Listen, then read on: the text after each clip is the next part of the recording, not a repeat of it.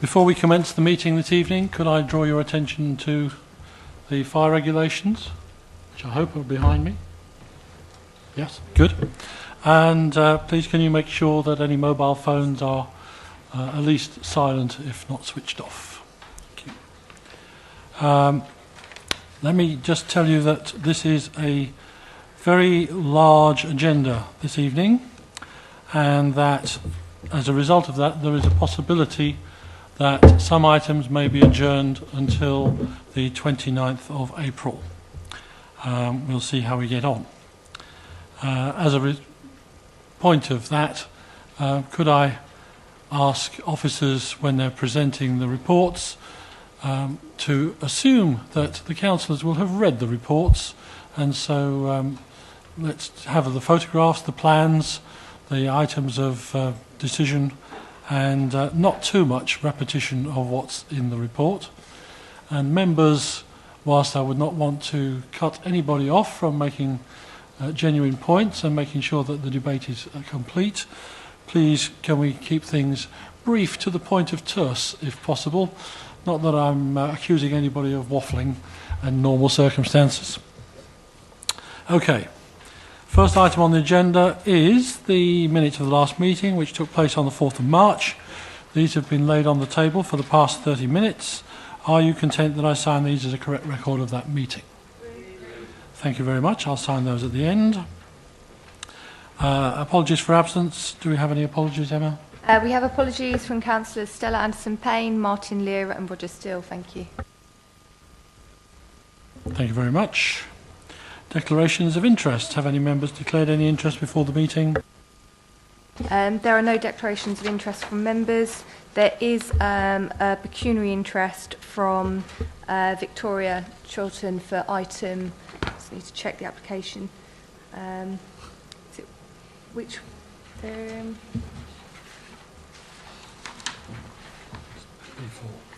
Item B4.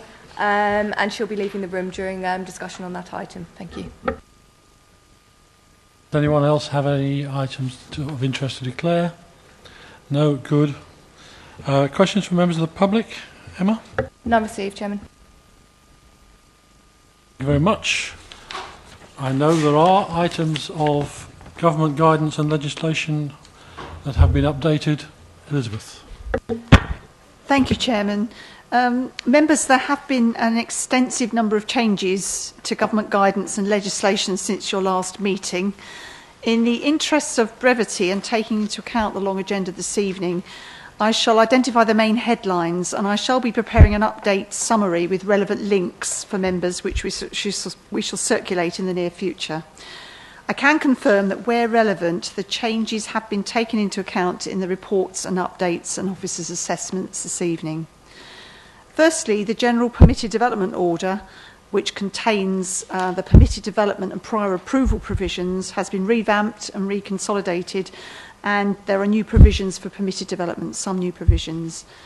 The Development Management Procedure Order, which is the legislation controlling validation, assessment and determination of applications, has also been revamped. Importantly, there are new statutory consultees. Surrey County Council has been confirmed as the statutory consultee for surface water flooding and SUDS schemes. There's also a new procedure for the discharging of conditions. In addition, the environmental impact regulations have been amended, and this includes the raising of thresholds so that developments now of much larger scale require EIA, whereas previously the thresholds were lower and smaller developments would have been EIA development. The National Planning Policy Guidance has also been updated in respect of a number of areas, in particular in relation to infrastructure contributions, SUDS, EIA and housing needs. And there have also been a publication of technical space standards, which we're regarding as a material consideration, but we can't give it very much weight at this stage until it becomes part of local plan policy. So I hope that summary is helpful to members. Happy to take any questions, but I will be circulating this note in due course. Thank you very much, Chairman. Thank you, Elizabeth. Councillor Frost. Thank you very much indeed, Chairman. And thank you for the update. It's a bit daunting, really, because there are a lot of differences. Can you perhaps add a bit of flesh to the infrastructure one that you mentioned? in the interest of brevity, maybe you'd like to do that in the email or your report. I'd like to know more about that. Certainly will. Thank you. Any other comments? No, we'll move on then to the Thames Basin Heath Special Protection Area position statement. Tables printed in the agenda have been updated with the latest SANG figures. Elizabeth, have you anything to add? There's nothing to add to the report. Thank you, Chairman. Any comments from members? No? Good. We'll move on then. Are you content to note the update? Thank you very much. The quarterly appeals report, because of the length of the agenda, this item has been deferred until the next meeting. We move on then to applications for planning permission. In the event of site inspections being necessary as a result of consideration of the applications at this meeting, these will be held on Tuesday the 2nd of June 2015 at a time to be agreed. Moving on to the planning applications themselves, item A1 on page 11 of your agenda is the erection of a dwelling and detached garage and a garage to serve existing dwelling following demolition of existing garage and sunroom at 8 Kiln Lane. Paul Hardwick is to introduce that. Yeah, thank you, Chairman.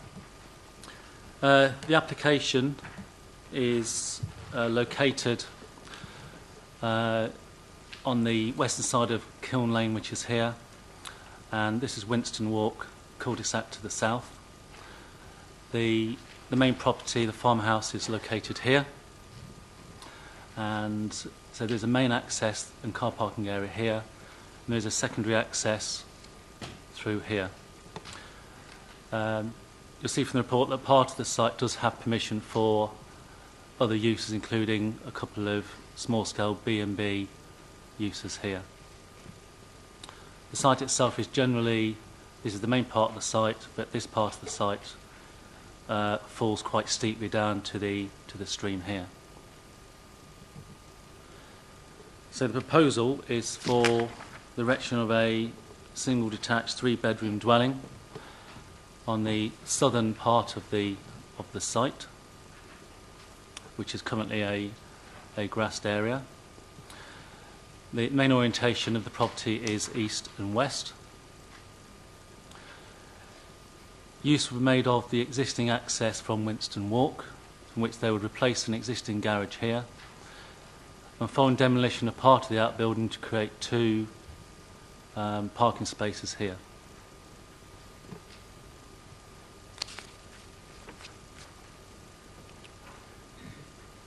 These are the proposed elevations of the building, proposed floor plans and roof plan, replacement garage building. And this is a section plan which is on page 15 of the agenda, which shows the relationship of the proposed building to the main farmhouse here and its courtyard to be retained, and number 3 Winston Walk, which is to the south of the site. You'll see the proposal is to reduce the levels within the site by about 1 metre, so it's very similar to that of Winston Walk. These properties are detached bungalows.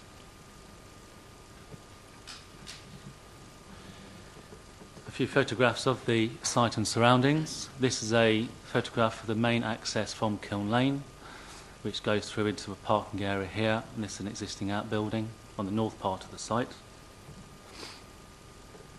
This is a view looking to the southwest, and this is where the dwelling would be sited. Number 3 Winston Walk is on ground beyond the bank and the hedge here, not visible from the site. This is a direct view looking south with Winston Walk development generally on lower ground to the south of the site. This is a picture of the main farmhouse, which is a building of local merit. You'll see that there is a difference in levels between the courtyard and the lawned area here. This will be levelled, as I said before, to reduce the impact and overall height of the development. This is a view looking from the site looking east, with 2 properties in Kiln Lane beyond and their rear elevations. This building would largely be retained, that section demolished, that replaced with a detached building with parking in here. So the screening would be retained or replaced, enhanced by condition. This shows a clearer picture of the relationship between the proposed development, which will be sited here, and the main host dwelling here. This is a photograph from Winston Walk, which shows the access into the site, which is existing. And this is a photograph from a similar position, number 3 Winston Walk in the foreground. The new dwelling would sit in this position up here, but set back from the boundary. If I perhaps go to the If I just go through some of the main key issues, which are largely set out within the report. Just worth mentioning one sort of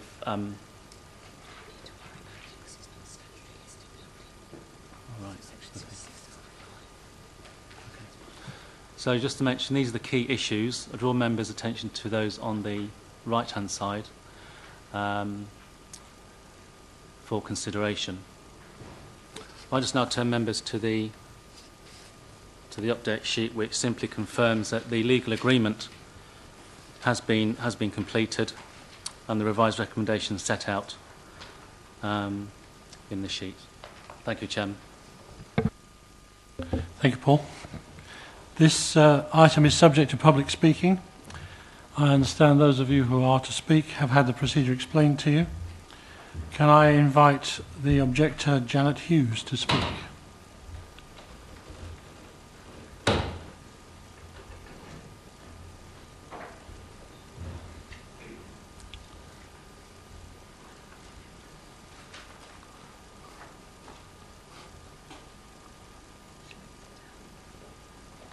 Would you like to sit down, Miss Suze?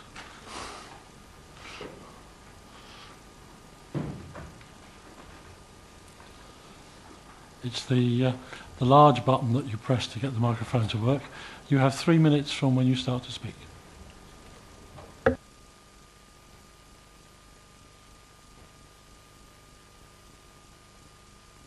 Okay. Sorry, my objection to this also relates to one which I 2 minutes ago noticed in the notes has been withdrawn, but nobody told me about this, which I think is a gross piece of negligence. This is now, I was going to say these are now 2 of the 4 planning permissions applications submitted within the last 10 years by the same applicant, the previous 2 being approved, one of which was to run a B&B business from a secure property that already has poor road access. The issues seem very clear to me. There were 17 objections to this application, which shows the strength of feeling amongst those likely to be affected by them. And the only noises of support have come from those with vested interests, the applicant, the architect who drew up the plans, and a Mr. Gascoigne Pease, who I believe is an estate agent, although he describes himself as a neighbour. He doesn't share a boundary with Kiln Farm, and I do. My personal objections are the following. The desecration of a heritage site. I don't accept that because this isn't a listed building, it doesn't count as heritage. You can read everything in the letters of objection, but it's of enormous local interest. The lack of consultation prior to the plans being submitted.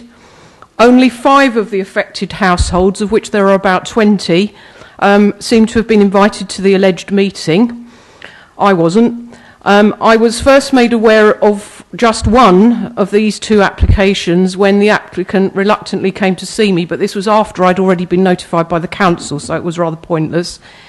And the applicant confirmed that the timing of the planning was fortuitous in that my immediate neighbour, who owns the second of the 2 semi-detached properties that you saw in the recent slide, who is now deceased, was terminally ill and therefore unlikely to be in a position to raise an objection. And the actual applicant mentioned that which I thought was very interesting.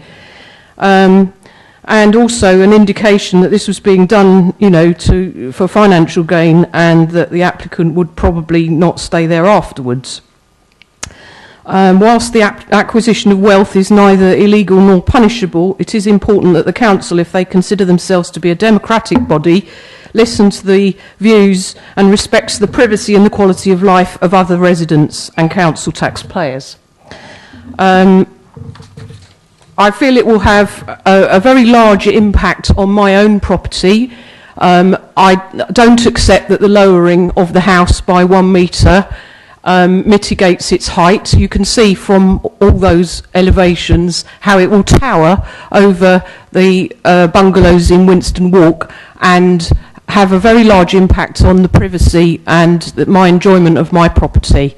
I've already had one dispute about trees. The trees were removed. Now the trees are going to be replaced by a building, and this is not acceptable. Could you stop, please? Thank you very much.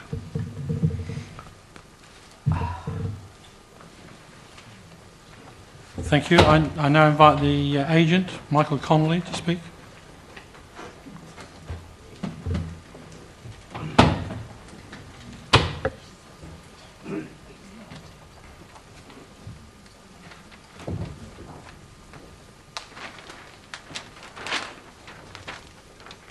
Good evening, Mr. Connolly.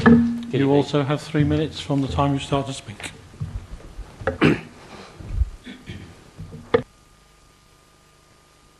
It's on. As the application had been recommended for approval, I will only address the issues which have been raised by the objector. Firstly, the bed and breakfast will cease with the development of the site, but I would note that even though there is a bed and breakfast operation there, that's no reason why that is an objection, or valid objection reason to the current development.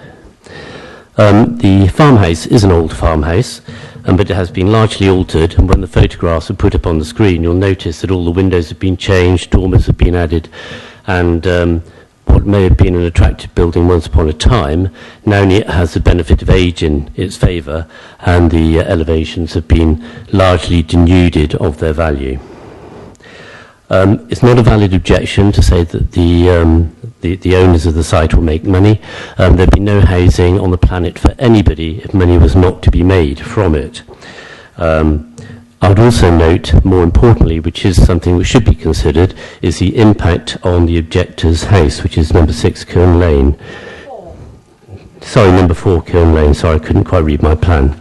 The distance between the eastern elevation and the rear elevation of 4 Kern Lane is substantially more than would normally be considered an acceptable relationship between the principal elevations of 2 dwellings.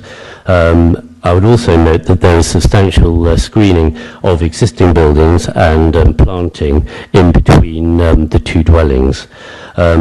As you'll note from the officer's report, the relationship between these is acceptable.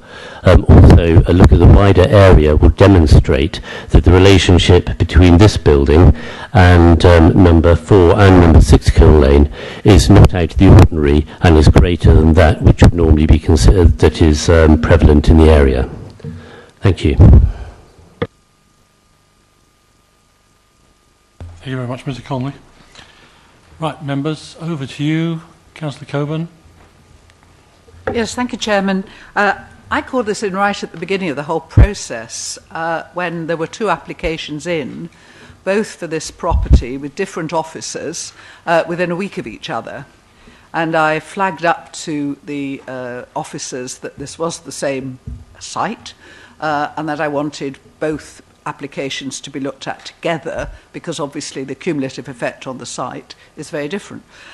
Since I asked for it to be called in, we are now down to 1 application, so circumstances have changed, providing things are conditioned quite strongly. Instinctively, as you know, I would like to defend gardens where they form part of the area. I've read the officer's report, but I still think we are weak on our listed buildings and on our protection of gardens, and that remains my point of view. Having said that, having looked at this site, I am less opposed to it than to others. I am worried about the residents of Winston Walk. I know the access has been there for a long time. I know the area terribly well. In fact, up to about a year ago, I probably would have had to declare an interest because my daughter lived on Kiln Lane, and I know this area very, very well indeed. This is a difficult one because there is no doubt that it will affect certain residents, absolutely no question of that, and it's really that on balance again, is it acceptable within the current guidelines that we have to deal with for the MPPF? I would hope that, I don't know what we do, I'm worried about the outbuildings. I mean, I know we're supposed to just look at one application and this is the only application in front of us. I understand the system, but you can't help being worried when you know that two applications are coming side by side as to the long-term protection of this piece of land. And it's one thing, there's a wooded TPO, which I remember working on years ago, and then there's this open bit. I think this could be acceptable, but I would hate anything else to destroy the setting of the house. I accept Mr. Connolly's point. It's not a beautiful, gifted, listed building, but it is a building of interest. It's a building of local merit. I actually quite like it, changes or no changes, and I think the setting of it is nice. I think it's quite exquisite at certain times. So I have my doubts about that. I'd be interested to hear what other members think. Do other members think anything? No? Oh, Councillor Frost. Thank you very much, Chairman. I find this, I mean, it's quite right to talk about on balance. And on balance, applications always give us a lot of angst because we have to make sure we've got the balance right. I think it was right that Councillor Coburn brought this before the committee so that we could actually have a look. And one of the things that I'm interested in is, in fact, the elevations. I mean, I heard that a lot of the properties were bungalows, so they're quite low, and this is a house. And if you've got a map or a drawing which shows us the sort of elevations we're talking about, I think that would be helpful. I do find it difficult because it is on balance. And this is what you're talking about, is it? These are the heights. Great, thank you. Well, Winston Walk is to the right. And it does seem to me that perhaps this is going to be a little overbearing in relation to the other houses there. And I know the height has been reduced, but maybe it should be reduced some more. It is the impact on the other buildings in Kiln Lane and Winston Walk, and I think this is too big. Thank you. Thank you, Councillor Frost. Councillor O'Grady.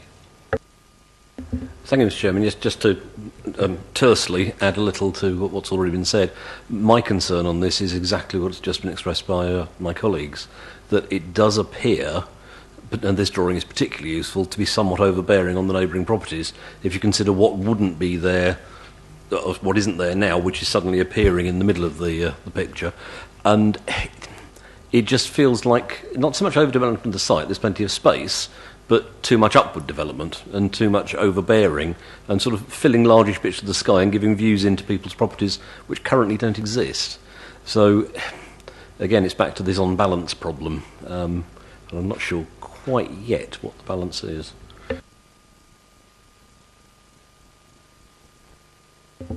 Thank you.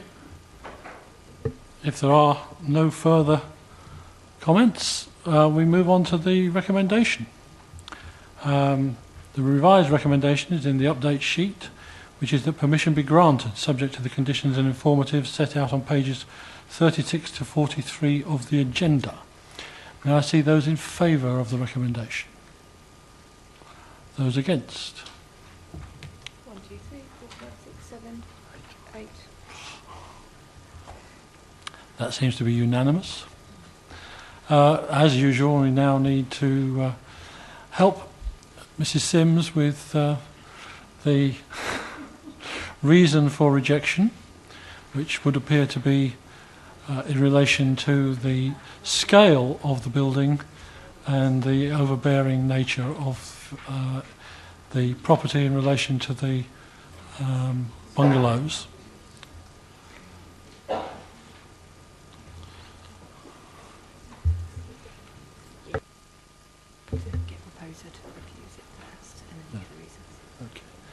Right, can I have somebody who will propose that we refuse this application?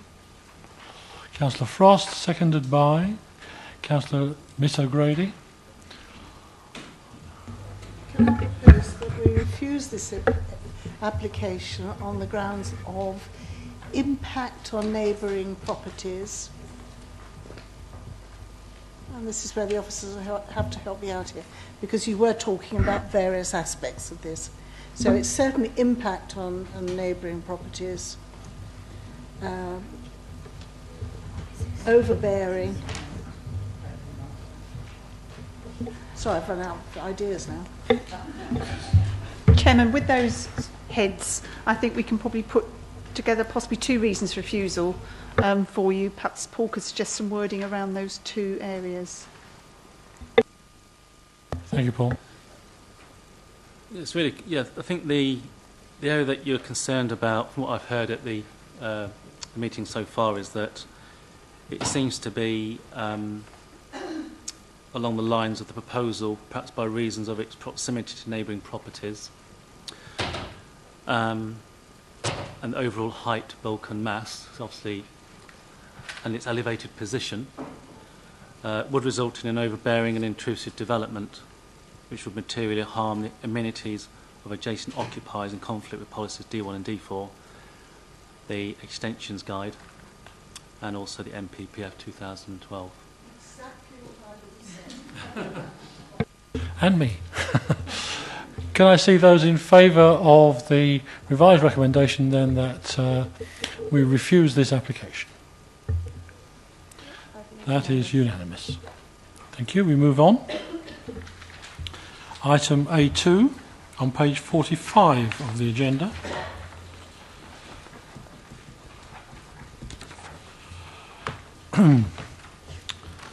Erection of 2 dwellings with access onto Alma Lane following the demolition of an existing garage at land to the rear of 97 and 95 Farnborough Road, Farnham. This is in Farnham, Hale and Heath End. Again, Paul, would you like to introduce?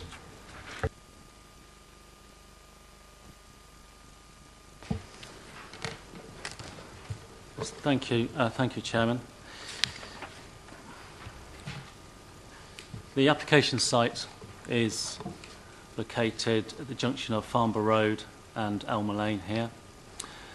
The site, the overall site context is, this is the site here, which is largely an existing car park with some sort of rough ground towards the back here.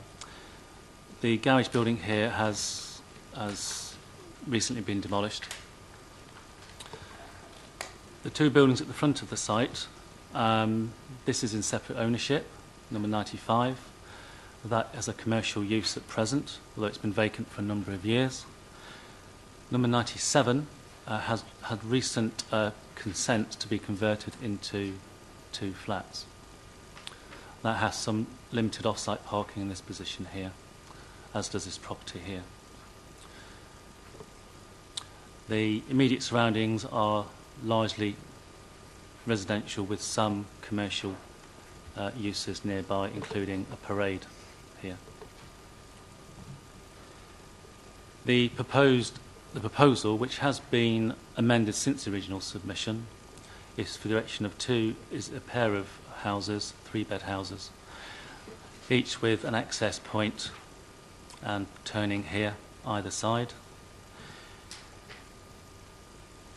This would be, there'll be a boundary fence here, and the gardens would be largely to the rear. As amended, the front elevations would be this here. This is the adjacent property to the west, which is Topaz. This is the rear elevation. There are no windows proposed in the flank elevations. The main changes to the scheme since the original submission were that they have introduced this sort of turning area to the front of the site. And they've also deleted dormers to the front and rear, leaving roof lights. And on this unit here, which is the easternmost unit, they've deleted one of the 2-bedroomed windows, a single window here. Apologies for this. This has not come out particularly well. This is the best that we could do. This tries to indicate the street scene in Elmer Lane, and particularly building spacing and building heights. This is Farnborough Road here. This is the existing building on the corner. This is the properties to the west, which are on higher ground by about a metre. And this will be the 2 new dwellings in the centre. And there'll be a sort of a stepped height from the road. Just a few photographs.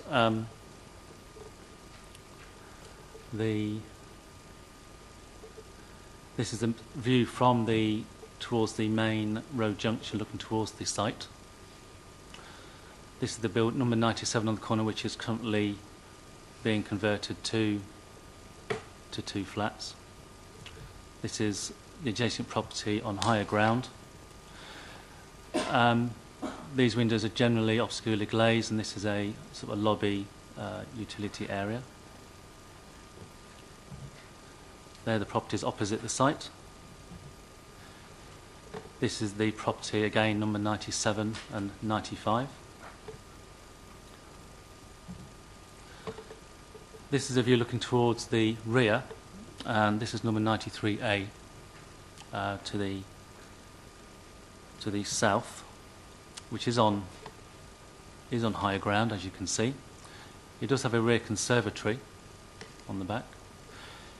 See, the retaining walls with fencing are quite high at this point here. But it does reduce towards the western end of the site here. You're going with fencing here.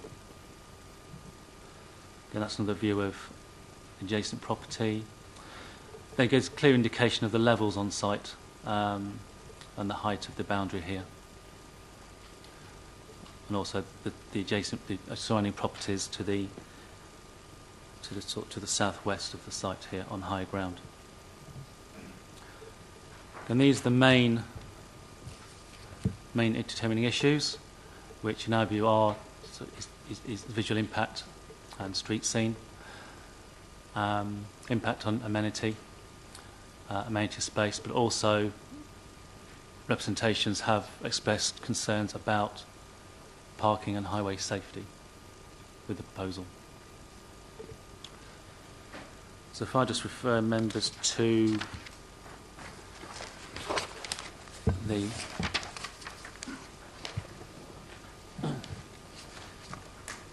update sheet. Again, the lead agreement has now been completed in respect to the SPA. You'll see the confirmation from the County Highway Authority to the amended layout.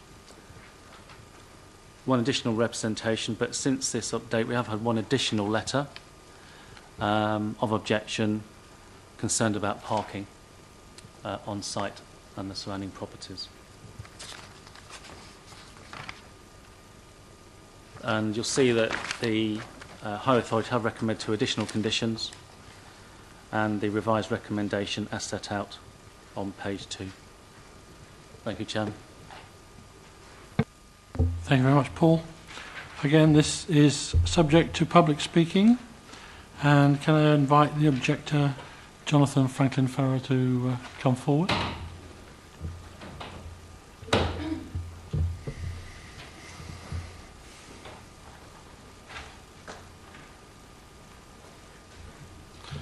Mr. Farrer, you have 3 minutes from when you start to speak.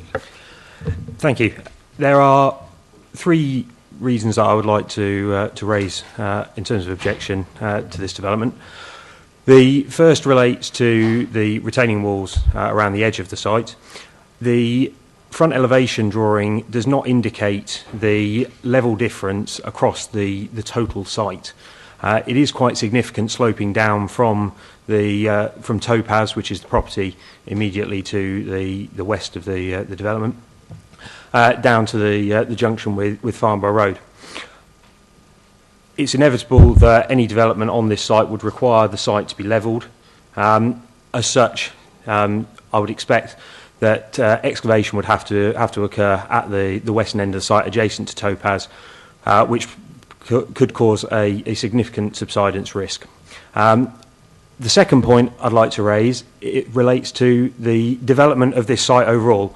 What hasn't been mentioned is that there is a separate planning application for the conversion of 95 into two-bedroom properties. So with the two houses on this site, the two properties on 95 and two more on 97, based on the local authority recommendations, that's 8 parking spaces that should be provided for these properties, and we can see there that there is insufficient space for this. Farnborough Road and Alma Lane is an extremely busy junction. There would be obvious dangers to anyone that actually came to the area in rush hour. There is minimal parking, both for these properties. There is parking on Farnborough Road, but that is fully utilised by the residents of 120 to 138 Farnborough Road, and there is parking used for residents of this area around in Alma Way, which is off the western edge of the site layout, as is currently shown. You'll see from one of the images that there is no parking on Alma Lane, so it's inevitable that any development of this site would have to be subject to additional parking in the area. As I say, the main issue is subsidence. I've spoken to the residents of 93A as well, who have also expressed grave concerns about the subsidence risk with any excavations on this site. Thank you. Can I now invite the supporter, Lisa Skinner, to come forward?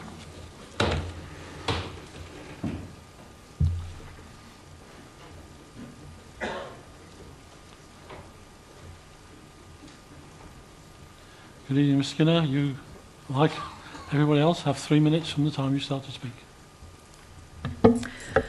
Thank you for allowing me the opportunity to address the committee. My name is Lisa Skinner and I'm speaking on behalf of the applicant. My client purchased this site last year and we have had a pre-application meeting with your planning officers to discuss the most appropriate way forward to develop this site. We've also sought guidance from the County Highway Authority. Following the initial meeting, the proposal has evolved and we have approached the owners of adjoining properties. During the processing of the current application, a number of representations were received from neighbours, and we have acted on these, submitted amended drawings to address these concerns. Whilst any form of change can give rise to concerns, we believe we now have a proposal that will bring forward much needed family properties to the area and respects the amenity of existing residents. In respect of the queries that have just been raised by the neighbour, we do not intend touching the retaining walls, and we have had a complete topographical survey which sets the levels for the proposed dwellings, which has been submitted to the council for consideration. This is also subject to planning conditions that are in your report. As far as the level differences are concerned at the front and the rear of the site and to the retaining walls, these are all clearly identified and set within the approved plans that are before you this evening, so the submitted plans. In terms of any form of subsidence, the topographical survey shows exactly the levels and what will happen on the site, and any application will be subject to full building regulations approval, and therefore we are more than happy that there will be no issues in relation to subsidence on this site because all the appropriate legislation will need to be complied with. This application is before members on its own merits, and whilst yes there is an application for a conversion to 95, this is a separate application and my clients do not actually own that site. They're currently in the position of converting number 97 to provide again flatted accommodation in this area, and this was carried out under the prior approval procedure. Each of the proposed dwellings will have 2 parking spaces and turning on site, and therefore we're satisfied, and the County Highway Authority are also satisfied, there'll be no adverse effect on either highway safety or parking in the local area as a result of this dwelling. We hope the members will be able to support the application and grant planning permission this evening. Thank you. Thank you very much. Members? Councillor O'Grady. Thank you. Yes, in my ward, so I probably ought to say something at this point. I don't think anybody can be particularly against the principle of development on this site. It is a bit of an eyesore, frankly. And I think that the parking issue for 95 is something of a red herring, because that's a matter for the application for number 95. However, the point has been very well made that there's extremely limited parking. Paul, can you just zip back to the location plan slide you had a bit earlier? And I'll just right. If people can sort of follow what I'm saying, on Alma Lane itself, as you can see it there is absolutely no parking. There is some, but it's way up the hill, and that's on quite a steep hill.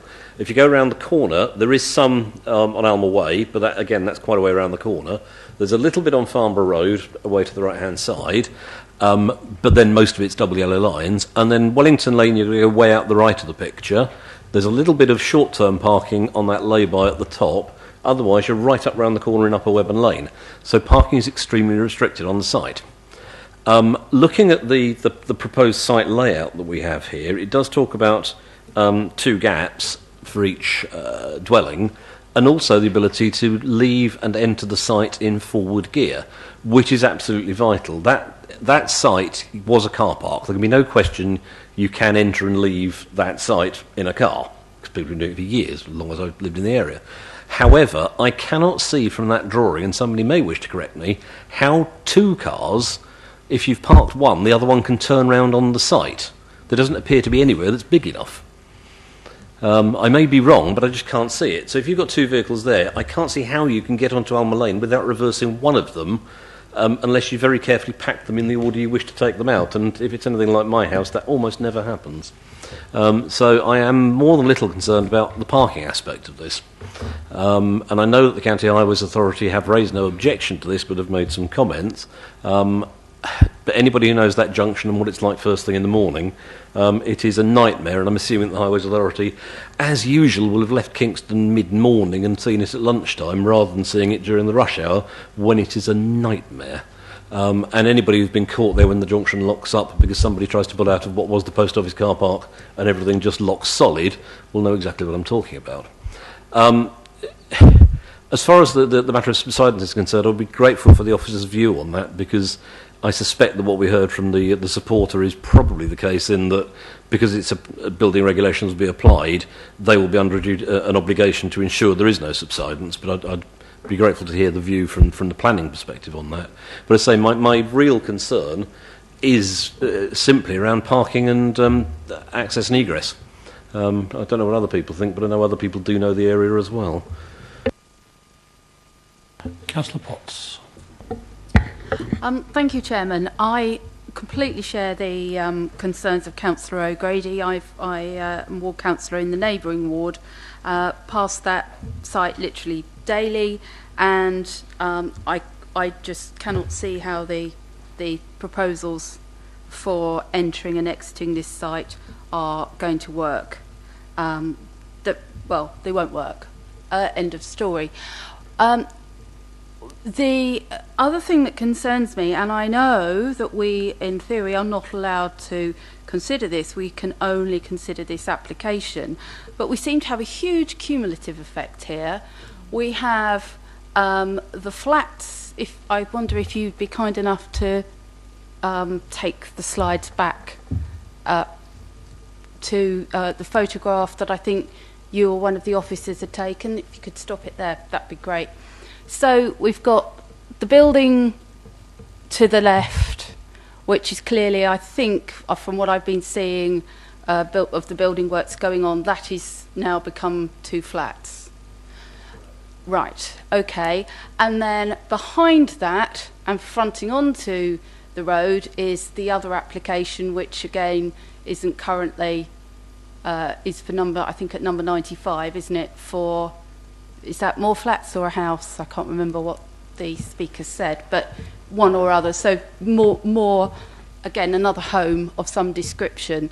So what I do not understand is that's happening, but where are those people going to park? Well, they're not going to be parking on that site, are they? We can see that there's already yellow lines around that whole site.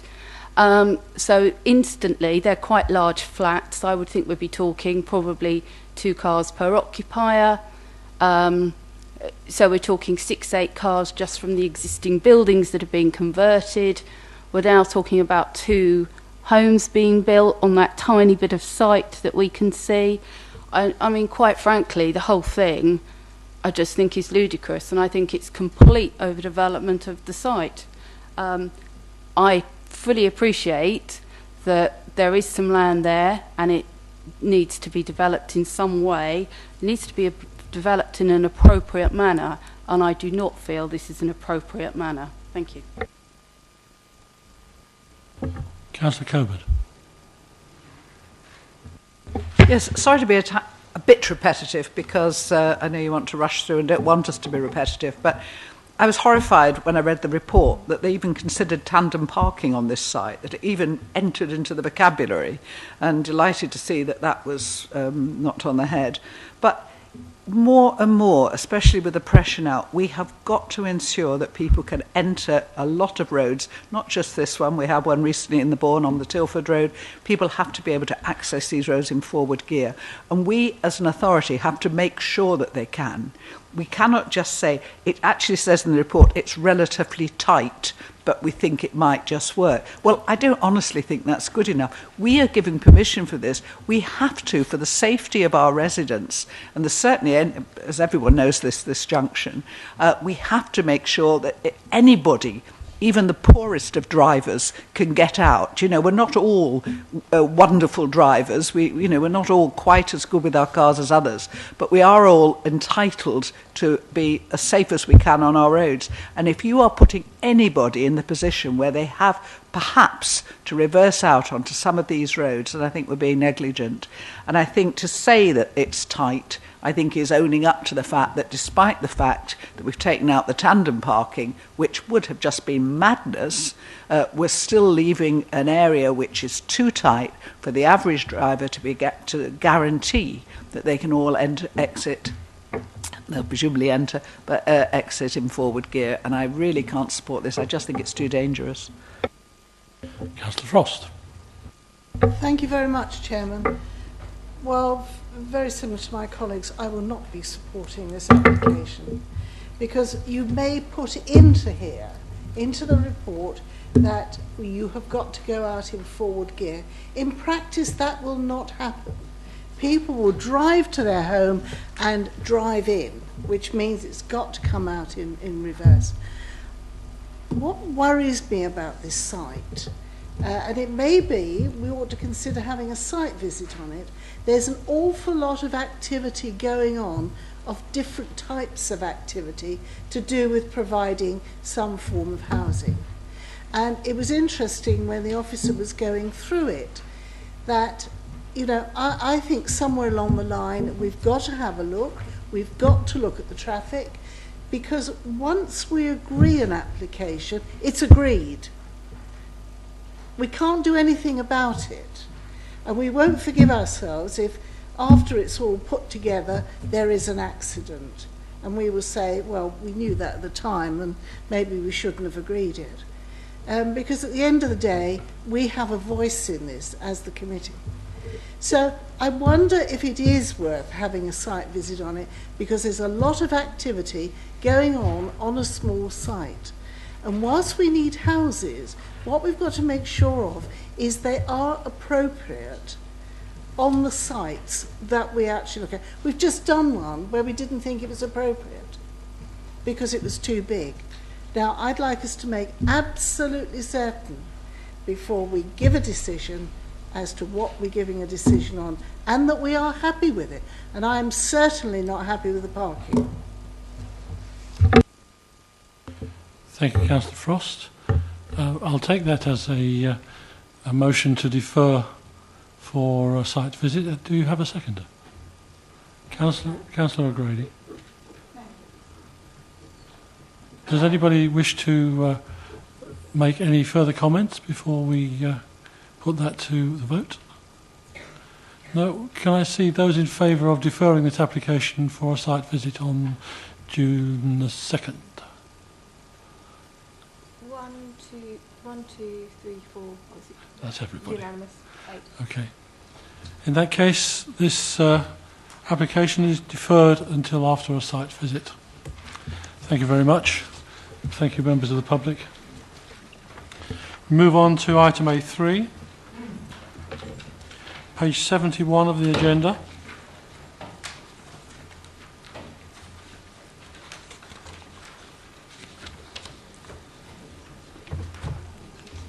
Erection of a replacement dwelling following the demolition of existing dwelling at 13 Long Garden Walk West. This will be introduced by Tim Bryson.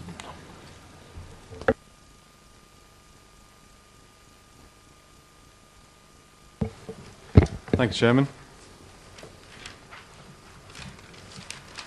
Members, starting off with the site location. The site's located within the town centre of Farnham, off Long Garden Walk West.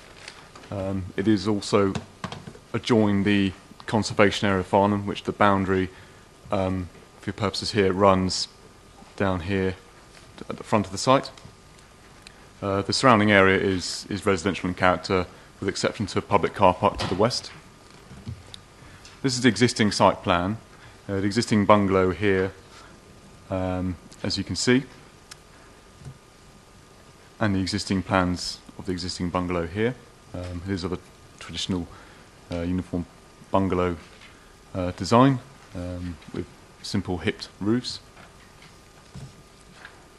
And this shows you an existing street scene elevation, which is immediate neighbouring properties are bungalows.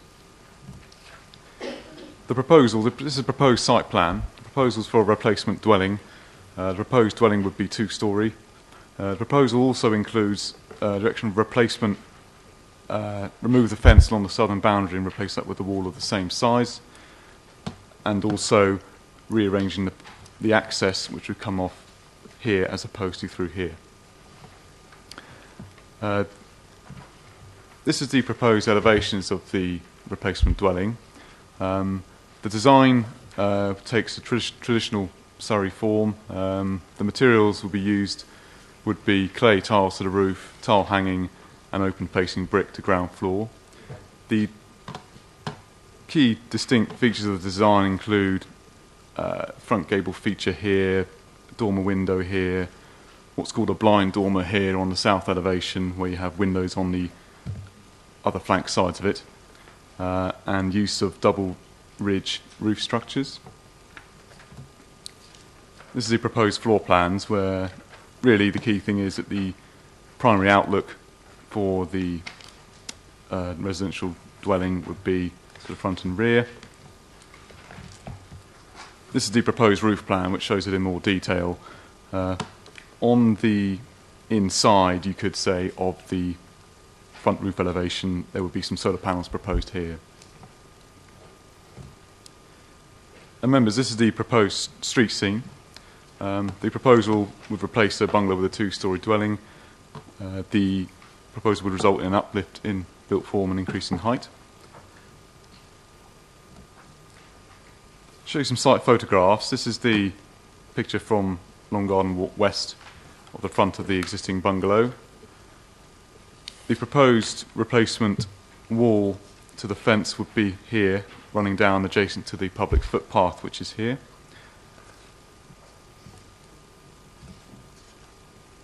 Again, this is a view further south on Long Garden Walk West, where you can see the position of the existing bungalow on site. This is the view from the rear of number 11, which I visited. showing the rear of the property on site here. And this is a view from the rear of number 15 to the north of the site, again showing you the rear of the property on site here. I'll take you through some wider shots now. Where the red arrow is obviously is the site. You'll see that the immediate neighbouring properties on to the site on the western side are bungalows. Opposite, there are two-storey dwellings present. This is from further down south on Long Garden Walk West, to give you an idea that there are two-storey dwellings present further down. And this is a view looking south on Long Garden Walk West, showing the site there. And this is a view from the public car park to the west, where you can see the rear of the site here. Members, as part of the application, the applicant submitted a proposed 3D visual aid. This is it here, showing the proposal from Long Garden Walk West, just to give you an idea of how they envisage the proposal.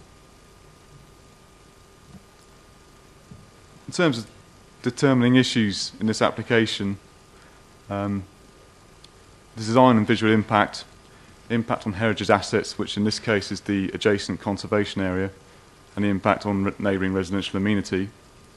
You'll see from the officer's report that there has been a previous application that was refused. This is a material consideration in this application. Officers consider the differences have overcome the previous reasons for refusal. If I can take you through the update sheet now, you'll see we've had a response from the Farnham Town Council, 16 additional representations raising objection to the proposal, and our officer's response to that, and additional conditions recommended, which have been recommended from the Air Quality Officer, which should have been in the agenda, but they were missed. So the officer's recommendation is to grant permission as set out on the update sheet. Thank you, Chairman. Thank you, Tim. This application is also subject to public speaking, so can I invite the objector, Luke Stone, to come forward, please? Good evening, Mr. Stone. You have 3 minutes from when you start to speak.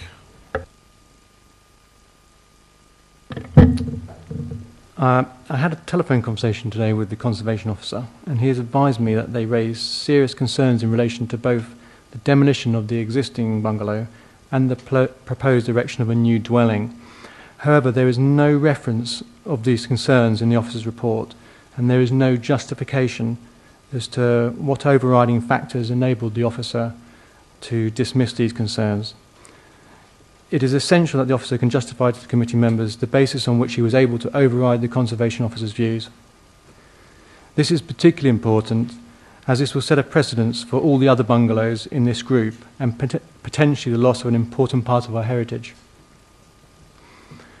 As stated in the report, the planning history is a material consideration, and the revised proposal must overcome the previous reasons for refusals. Waverley Borough Council refused the previous application by reason of its bulk, mass, height, scale and design, and these factors were cited in nearly every letter of objection in relation to the previous application. The table included in the report shows the height to ridge has decreased by 3%. The height to eaves and the floor area have reduced by less than 1% from the previous, and the maximum depth has remained the same, and the maximum width of the building has in fact increased from the previous application by 2.5%. This table clearly shows that the bulk, mass, height and scale has not changed from the previous application. The planning officer also refused the previous application on the basis that the design would cause material harm to the character and appearance of the street scene and would fail to preserve or enhance the character and appearance of the conservation area. The design of the current proposal looks virtually identical to the design of the previous proposal, and therefore all the points that led the officer to refuse the previous application must still apply. The similarity between the previous design and the new design has been made in nearly every letter of objection. As stated in the report, the test for the members is whether, having regard to the changes, the current proposals have overcome the previous reasons for refusal. I would like to strongly emphasise to the committee that bulk, mass, height, scale and design clearly have not changed, and that has not overcome from the previous reasons for refusal, and therefore, in my opinion, this application must also be refused. Thank you. Thank you very much. I now invite Nigel Hartley, who is a supporter, to come forward.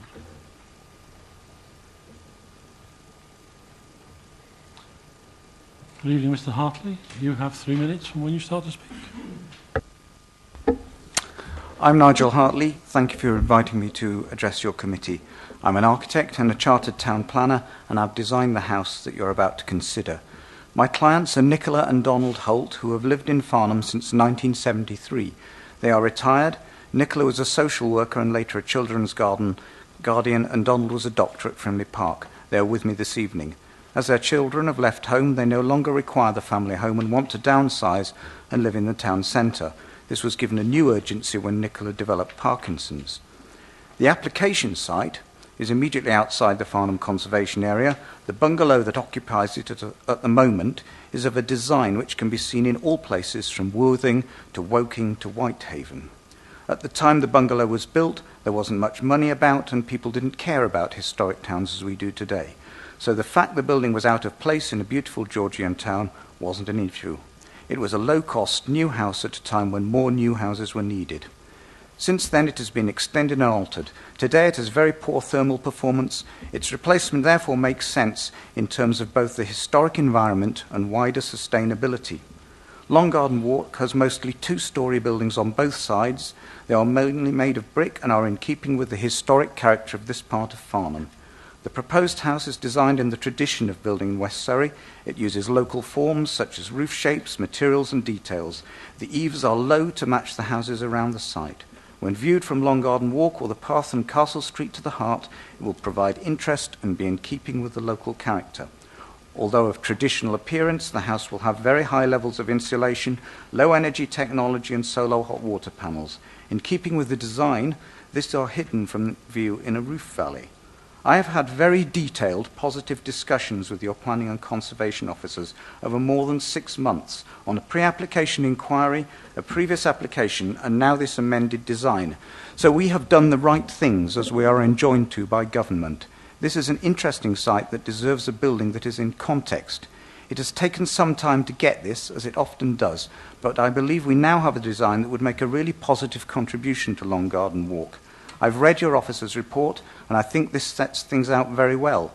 There is a presumption in national planning policy that planning permission will be granted for sustainable development. This most certainly represents sustainable development. Therefore, as an architect and planner, and more importantly on behalf of my clients who are local people, not developers, I would request you approve this planning application. I'm just going to add that the claim that serious concerns were raised by the Conservation Officer about loss of the bungalow is simply not true.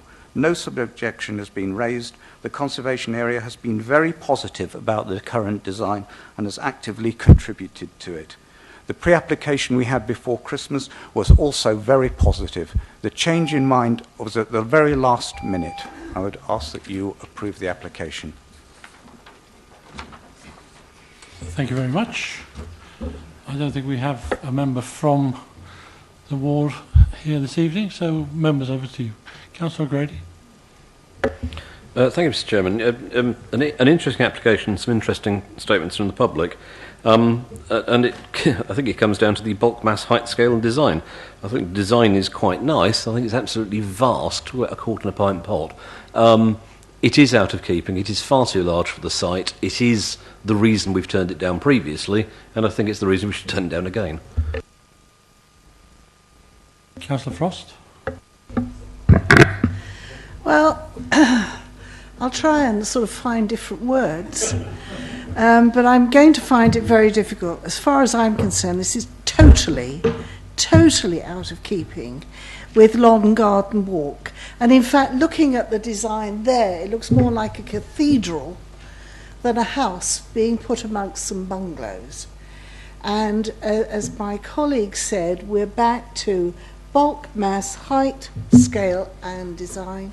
And I think it does impact on the heritage of the area.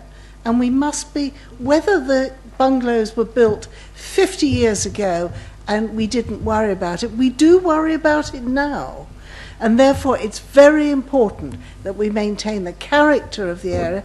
And I'd be very interested because, you know, you said you've taken into account the Farnham design statement.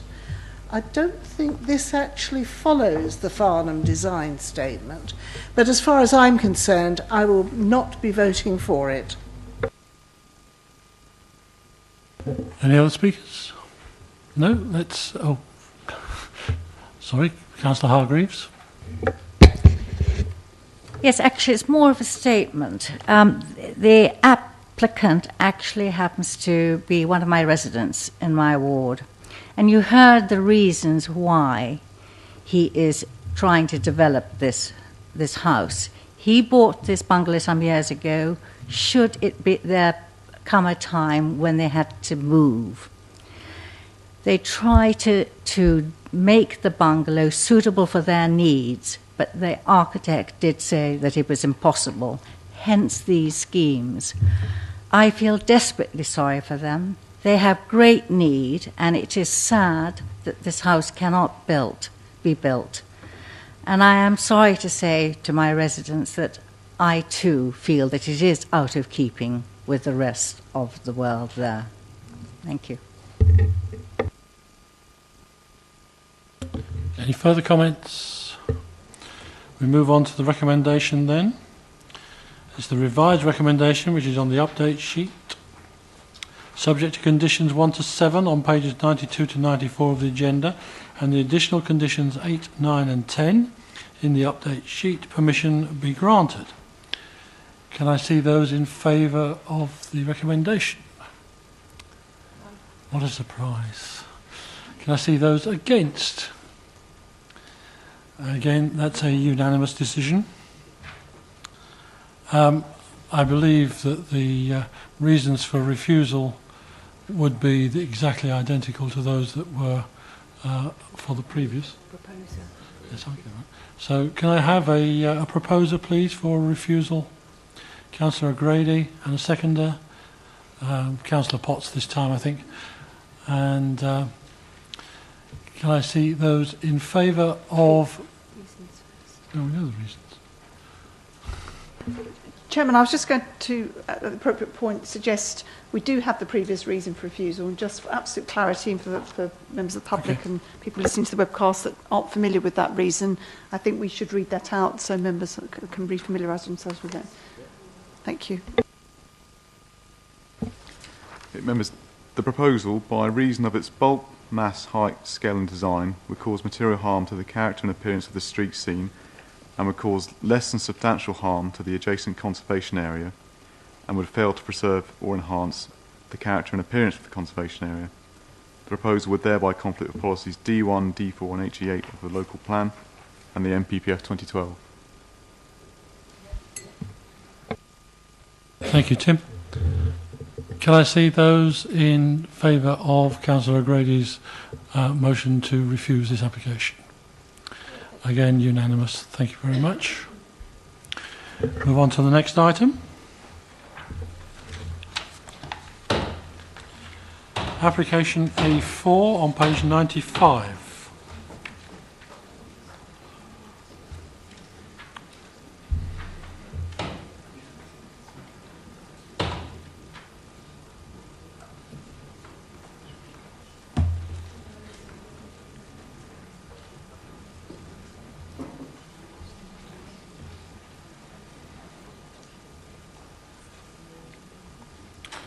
You ready, Rachel? Okay, this is the erection of 14 dwellings, together with associated garaging, car parking and landscaping, following the removal of tennis courts and demolition of storage building, formation of new vehicular access off Firgrove Hill, land at Farnham College, Morley Road, Farnham. This will be introduced by Rachel Kellis. Chairman, just a few words of introduction from me on this one before I hand over to Rachel, who's the case officer, to present the plans in detail. Members will recall that a previous application on this site was refused in July 2014 under reference WA 2014/0341. The committee felt that the scheme was unacceptable principally in terms of its impact upon residential and visual amenity. Now, Rachel will explain further in the background in her presentation, but critically this current application has been submitted to seek to overcome the reasons for refusal of the previous application. Some changes have been made to the scheme and Rachel will explain those. However, during the course of the application's assessment, concerns have been received and then an objection from Sport England on grounds of the loss of the tennis courts. Now, this matter had not been raised by Sport England previously in the consideration of the previous application, and the council had not found the scheme consequently objectionable in terms of the loss of the tennis courts. However, this is a new material issue and it must be taken into account in the assessment of the current application. There has been extensive dialogue with the applicant who refutes the arguments regarding the loss of the tennis courts, and this is set out in the report. However, Sport England is maintaining its objection, and this will be explained further by Rachel. Importantly, to seek to overcome the objection, a further planning application for a multi-use games area, a mugger, has been submitted to the council with an alternative siting for the mugger within the college grounds. However, that application has not been determined due to its timing, and consequently, no weight can be attached to it as part of the assessment of this current planning application. Therefore, I must advise you that the current application should be assessed on its individual merits. Members will note that the loss of the tennis courts is the sole ground recommended by officers for refusal. This is because the previous scheme was considered by officers to be acceptable, but also importantly, that the changes that have been incorporated are seen by officers to have overcome the committee's previous concerns. However, should members disagree on that, it is open to them clearly to form their own view on whether the objection on visual and residential amenity grounds, notwithstanding the changes that have been made, the scheme is acceptable. So I hope that's clear and helpful. I'm now going to pass over to Rachel to take you through the plans in more detail. Thank you.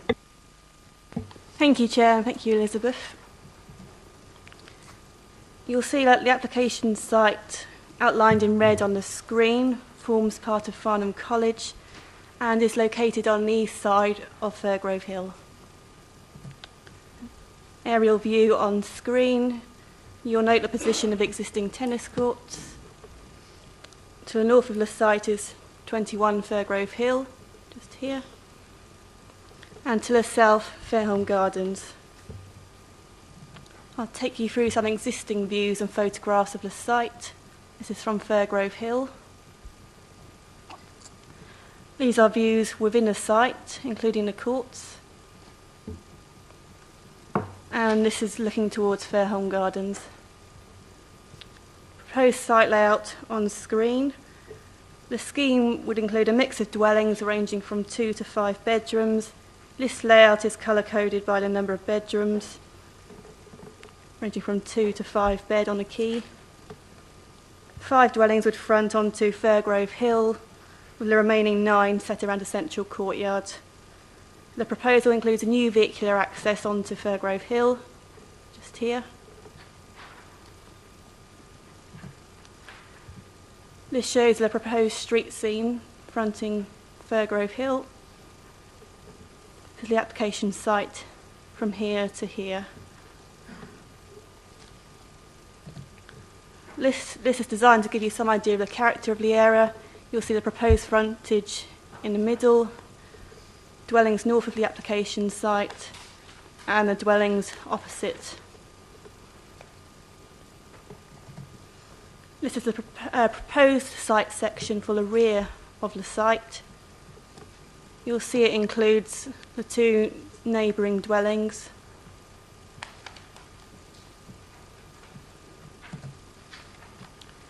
This shows the proposed centre of the site, a site section. The entrance from Fairgrove Hill will be on the left as you view it.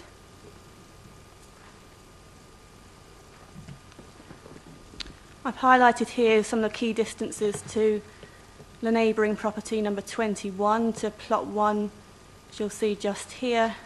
That's 10 metres between the two-storey elevations and 5.3 metres between the two single-storey elevations. These are some photographs of 21 Fairgrove Hill. This is facing towards where plot 1 would be positioned and that dwelling. This central photo shows you the rear of number 21. And this is a view from one of the upper floor windows you'll see on the right-hand side of the courts in the distance. I'll move on to House D. This is adjacent to 4 College Place. This is one of the dwellings which has been amended since the last application.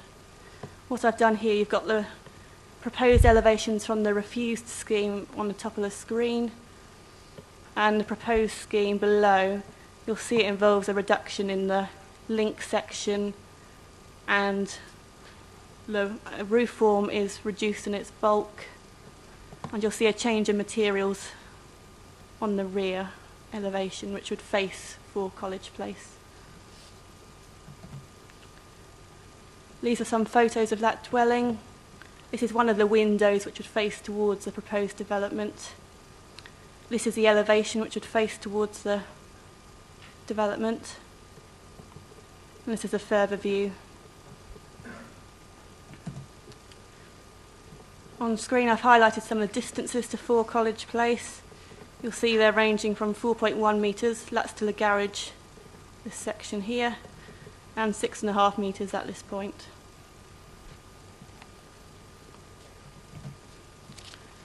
On screen I've put the previous reasons for refusal for you to consider. Those reasons, there were 4 reasons for refusal: the impact on the amenities of neighbouring dwellings, the visual impact, infrastructure, and the effect on the SPA. What I've highlighted now is some of the differences with that previously refused application, specifically alterations to plot 5 House D, adjacent to 4 College Place, including an amended roof form and a reduction in the height of the link. Amended boundary treatments between plot 1 and 21 Fairgrove Hill, together with additional landscaping. Alterations to the roof form on the central plots and adjacent to Fairholme Gardens, reducing overall bulk and mass.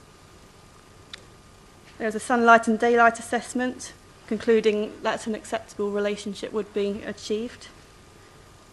A density and pattern of development comparison with surrounding developments. And legal agreements have been completed in respect of infrastructure and the SPA. And now I'll take you through the determining issues. The matters of principal and technical judgment in this case are the principle of development, loss of the tennis courts, impact on trees, housing mix and density, supply of housing, parking, access and highway safety, effect on the SPAs and planning infrastructure. The matters of judgment are the planning history and the differences with the previous proposal, the site layout, design and visual amenity, the impact on residential amenity and play space. Officers consider that the changes to the scheme, together with the additional information submitted, are sufficient to overcome the previous reasons for refusal, including in respect of the design and visual impact, as well as the impact on neighbouring dwellings.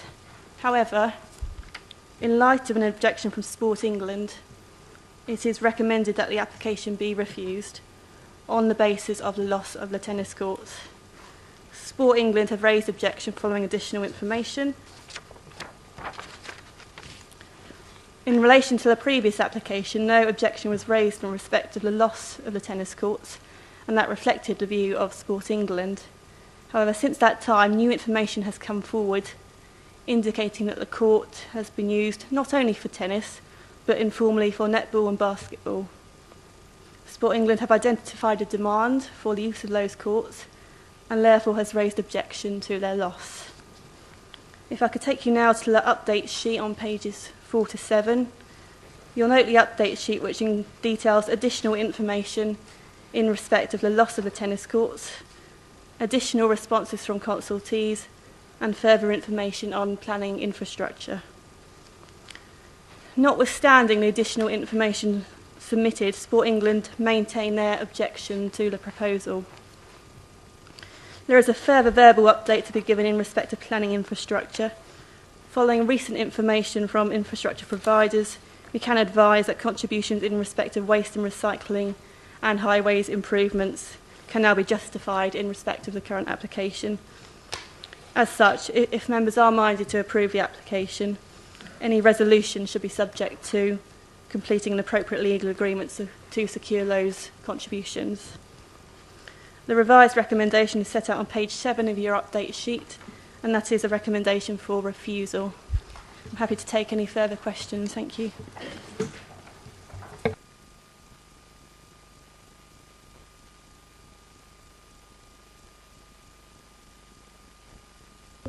Page 7? I think that's page 4. No, I've got myself completely lost there. Yeah, it's page 4. It's page 4. Yeah, I think it's page 4, the recommendation.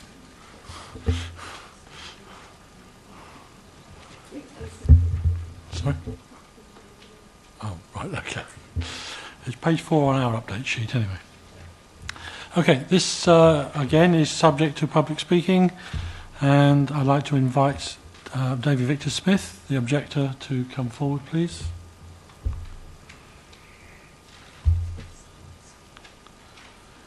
Good evening, Mr. Victor Smith. You have 3 minutes.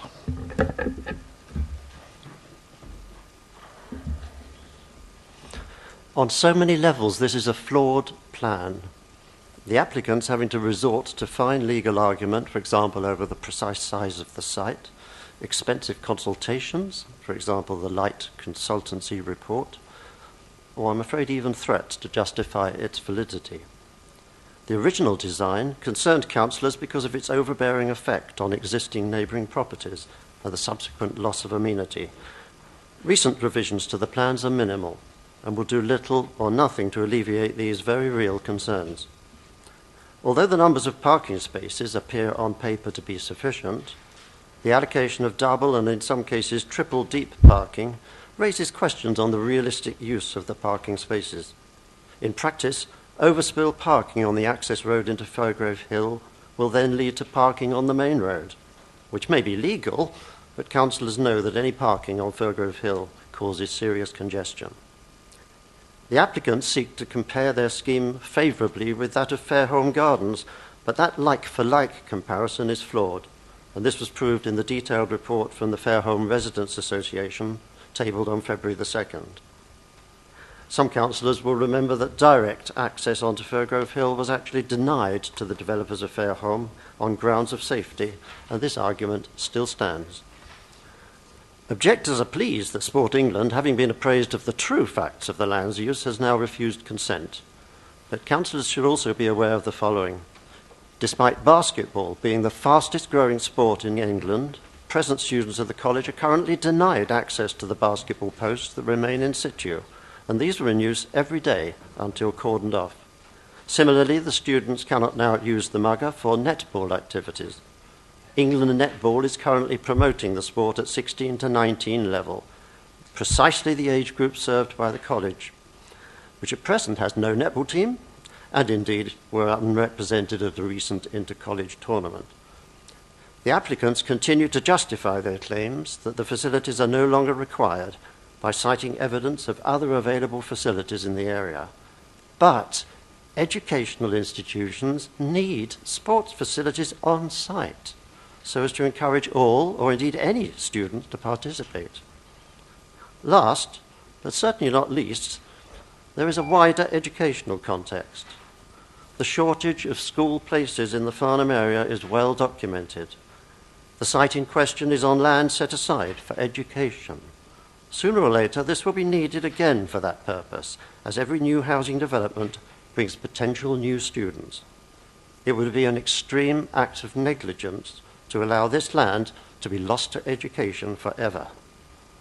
We urge you to refuse this application. Thank you, and very well done on your use of time. Can I now invite Town Councillor David Beeman to speak on behalf of Farnham Town Council?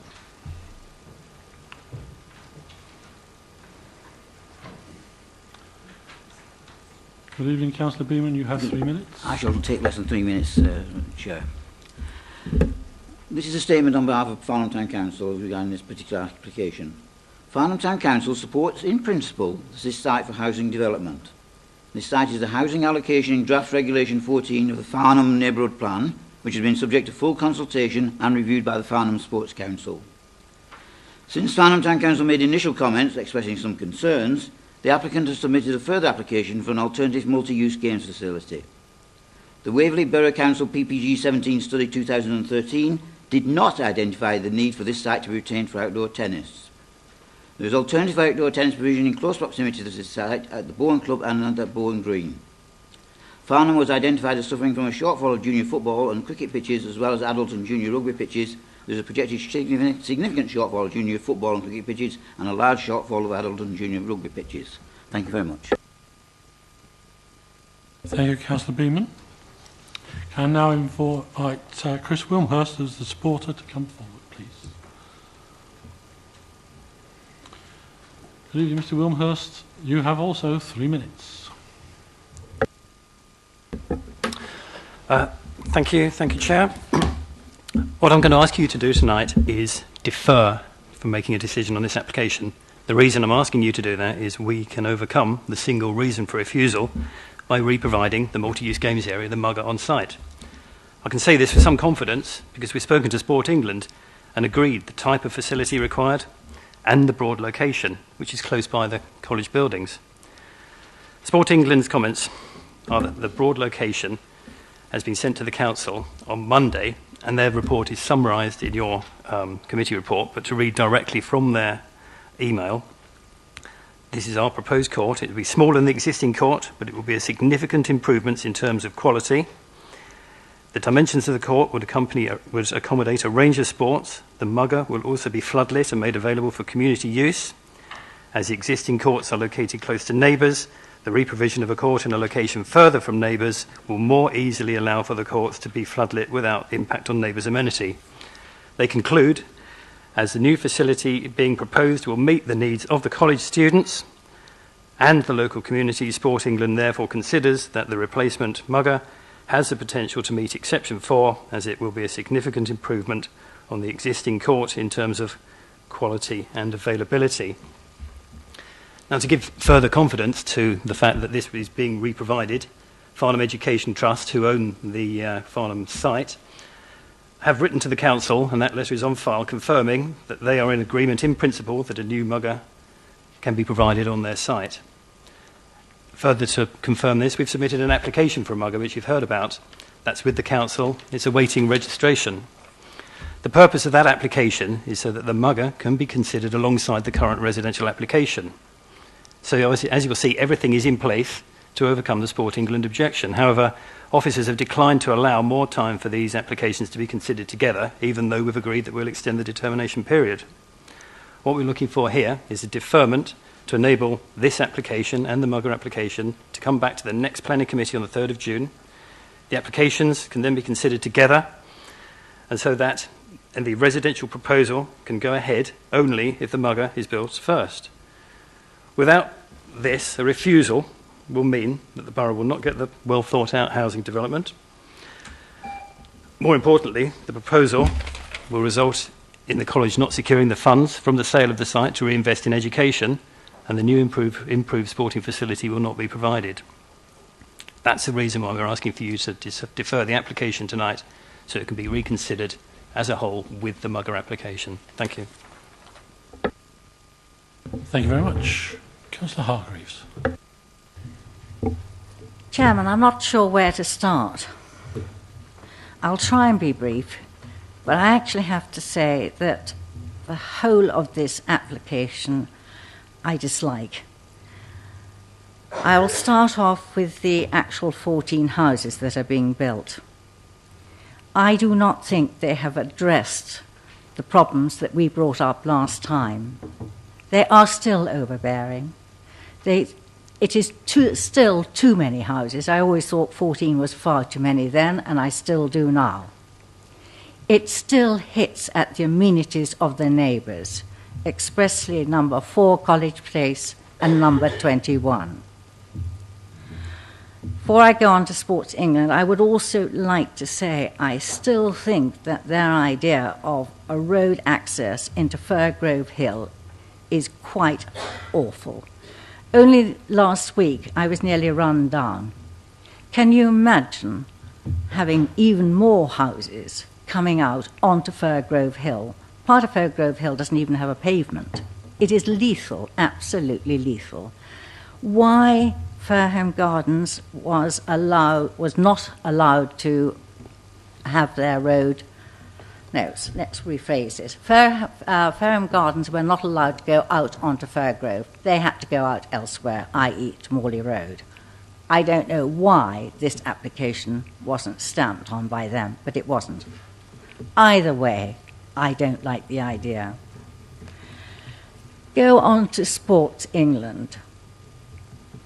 I am so glad that they did come in at the last moment. I absolutely believe that we should keep that area for sports. All our young need to have extra sport, and if there are netball teams already playing and want to play on that land, and doesn't the government, has they not keep telling us that our teenagers are suffering from obesity and hence a drain on the NHS? I would have thought it's on everybody's thoughts that we should do something about this land and bring it back into use for the local people, not elsewhere, but where it is at the moment. So I simply cannot support this application anyway whatsoever. In fact, I actually agree with the officers for a change. Thank you, Mr. Chairman. Thank you, Councillor Hargreaves. I have Councillor Frost next. Thank you very much indeed, Chairman. I think this is a site that can take housing.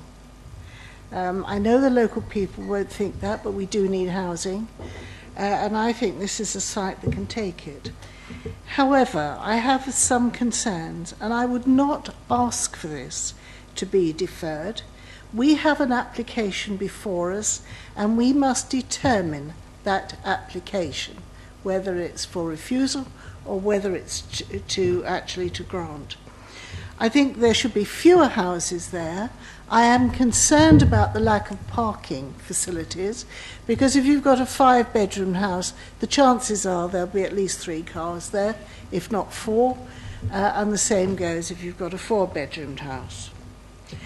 What does concern me as well is the ability of the people who are likely to live there to actually park elsewhere. Firgrove Hill is lethal. The people who live in the roads just off Firgrove Hill have suffered over the years through the parking of the students who go to Farnham College, because they park in those roads, which make it very difficult for the people who live in Morley Road, etc., to actually live and have a good life there. Therefore, I think we have some concerns. I would certainly not wish this to be deferred, as I've said before, and personally I will go for refusal, but not just on the grounds of what Sport England say. I think they've come very late into the game and should have come in early if that's what they thought. Thank you. Councillor Coburn. Yes, thank you, Chairman. I can't let the opportunity to have a rant at Policy H4 go past, I'm afraid. I just, as you know, think it's pointless, and I think it's destructive of character. I don't think what's on offer here is anything like Barncroft, which gets a mention, because what I want to see on any site is something that's site-specific to that site. And I do dislike this idea that we build exactly the same thing on every site across the town to enable a mix. I think it's a pointless policy, and I think it destroys the harmony of a site. I think Barncroft works because it is of one type. That's why it works. It looks good, it always has, and it's ageing quite well. I don't think this bears any relation to Barncroft. Having said all that, I also think this site could lend itself to residential. Don't have a problem with that. I sit on the Sports Council on behalf of Farnham, the local Sports Council. They didn't raise any objection to this. The Lawn Tennis Association didn't raise any objection to it the first time round. I was really quite shocked when Sport England, I even looked them up and was surprised to find out what they did, because certainly as a long-term supporter of the Sports Council, they've never really featured very much in our discussions. I am not so anti a deferment as Councillor Frost. But if we are to defer, I would want it deferred on other matters, as Councillor Frost said, not just on the fact that we're waiting for a mugger, which may or may not address certain concerns. But I still think we can do something better on this site. Given the site, I think it's an easy site to develop. I think you could do something that would provide the housing, but would actually be much more sympathetic to the surrounding properties and just naturally to the area, to the road, to everything. I think this, I said last time, I think that I thought it was a hodgepodge. I'm afraid I still do, and I'm disappointed, because I think you could do something good on this site. Councillor O'Grady.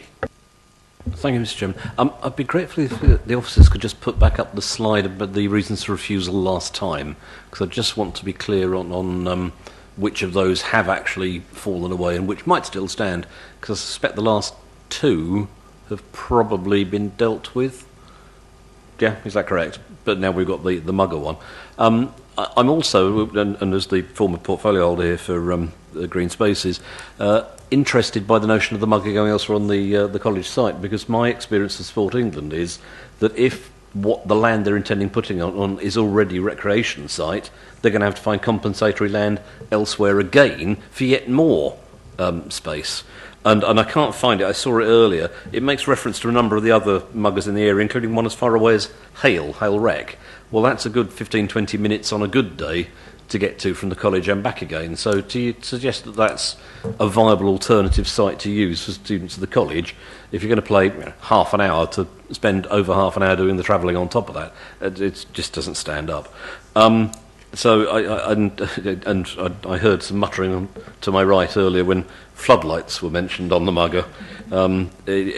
Just off of my patch, but at the school where I'm a governor, there are high-level floodlights at Heath End School, which cause no end of problems in terms of people being annoyed about the light intrusion. So the idea of yet another floodlit mugger in Farnham, if we don't actually necessarily need it, although we need the space, maybe just not the floodlights, it could be interesting. So, but sorry, I think I heard it confirmed that 1 and 2 could still stand, but 3 and 4 are dealt with. So I think what I'm exploring here is reasons for refusal rather than anything else. Thank you, Councillor Gray. Let's not get bogged down in floodlights on a mugger, which is a completely separate proposal. Councillor Ward, you stuck your hand up. Thank you, Chairman. I was mildly concerned about this proposal on reading it, and as I've listened and noted things down, I've become more and more concerned about it. We're told the bulk and mass has been reduced, but we're not told by how much. We're told the elevation has been reduced, but we're not told by how much. And from my memory of the previous application, I have such sympathy with the objector's comment that the changes are minimal and probably cosmetic. I'm slightly concerned by comments that students have been locked off this play area to try and demonstrate that it hasn't been used. We've had this elsewhere, and I find that strange and somewhat concerning. And I note one of the reasons put forward for allowing this is to enable funds for education to be reinvested. Well, this sounds very grand. We're almost calling it an enabling development. But if you have an enabling development, you need a very, very specific reason and a thing that you are going to develop. And just handing a pot of money to the Education Authority, which could end up benefiting Guildford rather than Farnham, I'm afraid, is not something that I could go along with. The other things raised by my fellow councillors, I very much agree with. I would like to see this application refused for the 2 items on the previous application, as well as the one that the officers have raised from Sport England. Thank you. Thank you, members. Any last comments? No, let's move to the recommendation then.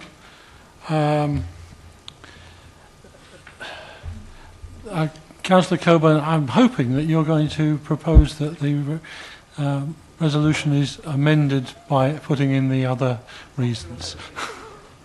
Thank you very much. Do you have a seconder for that? Yes, we do. Thank you very much. So, we have a revised recommendation, which is that in the update sheet, which we should also incorporate the impact on the amenities of neighbouring dwellings and the visual impact resulting in cramped layout, etc., which were the reasons for refusal of the previous scheme. So, can I see those in favour of the recommendation to refuse? That's unanimous. Thank you very much. Moving on.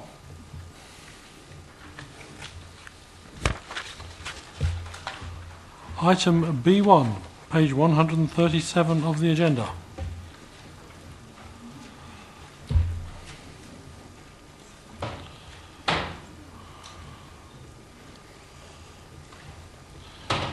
Whilst members of the public are leaving, I'm going to take a 5-minute comfort break.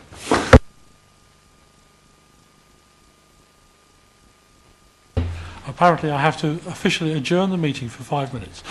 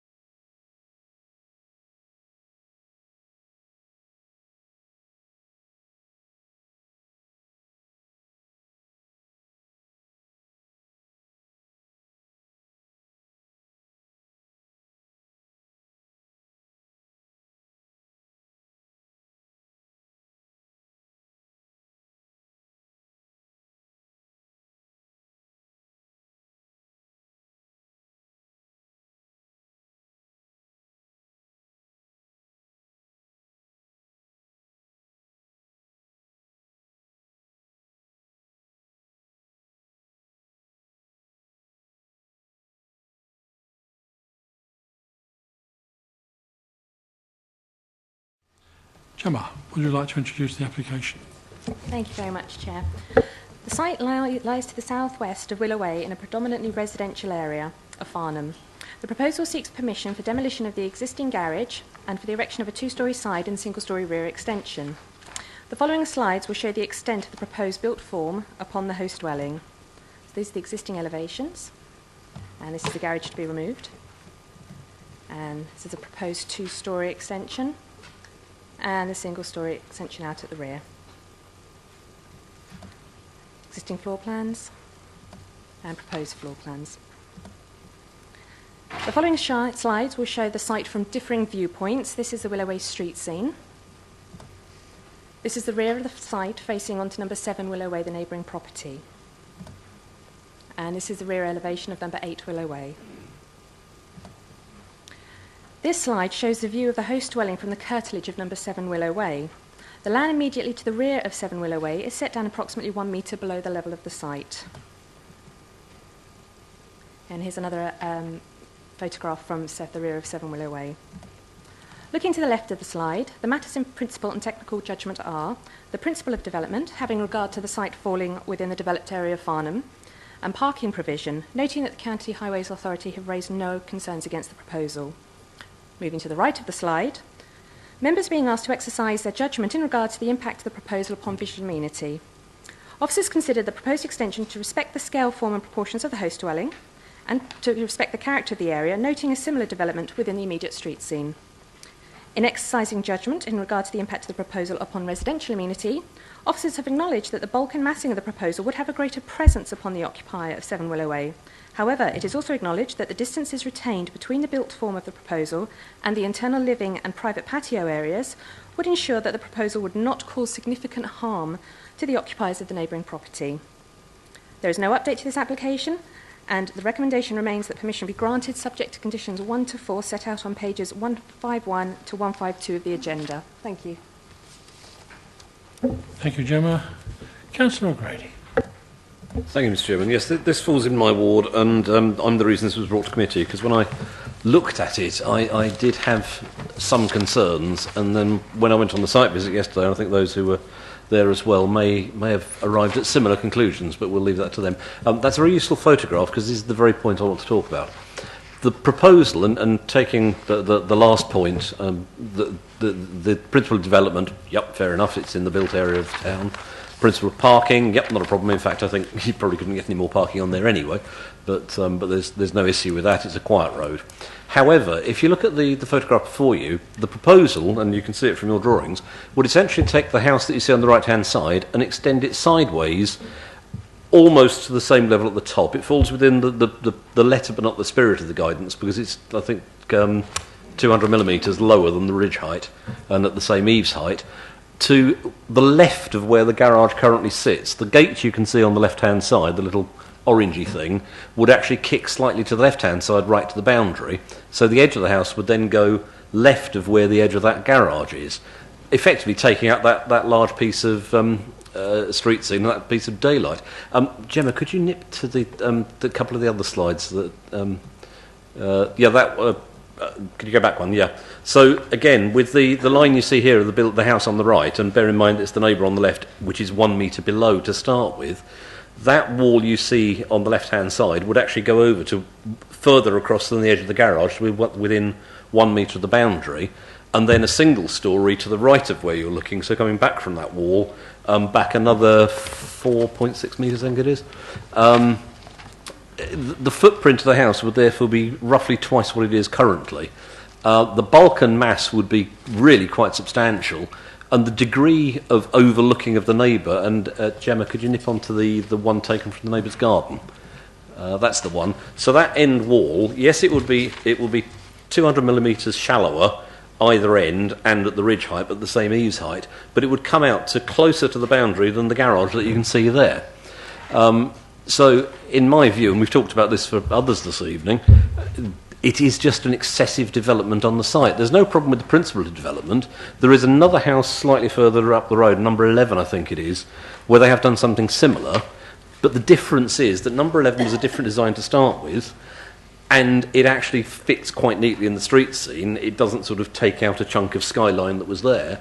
And also, there isn't the fall between the two houses. 11 and 12 or 11 and 10, whichever way around it is, are actually on the same height. In this one, the applicant is, as I say, a good metre higher than the house next door to start with, at the ground level. So the fall would be quite acute, and we don't actually have a drawing that shows that, but that earlier photograph we looked at, I think, illustrates it quite well.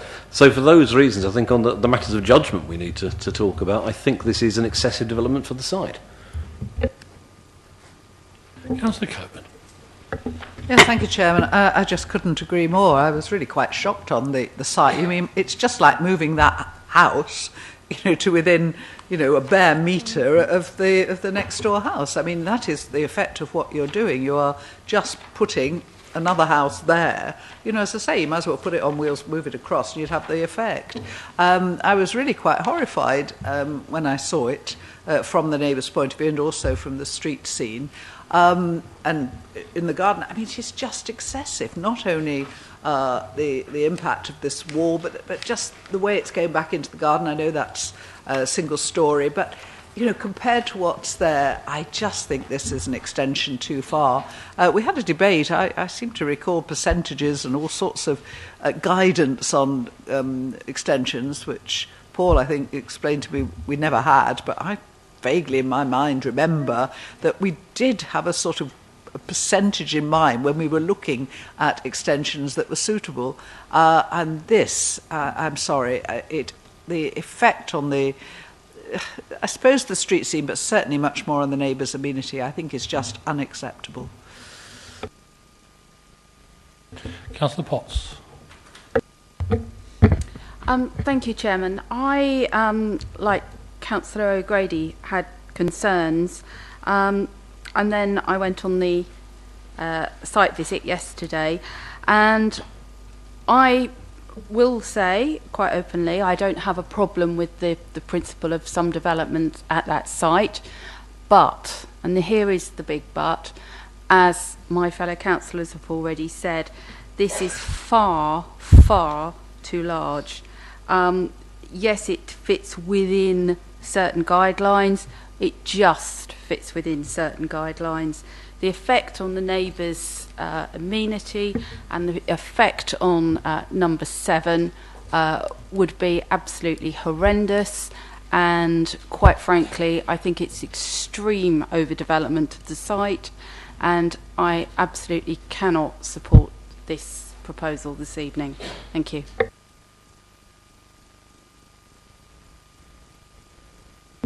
Any further comments? No? In that case, we move on to the recommendation.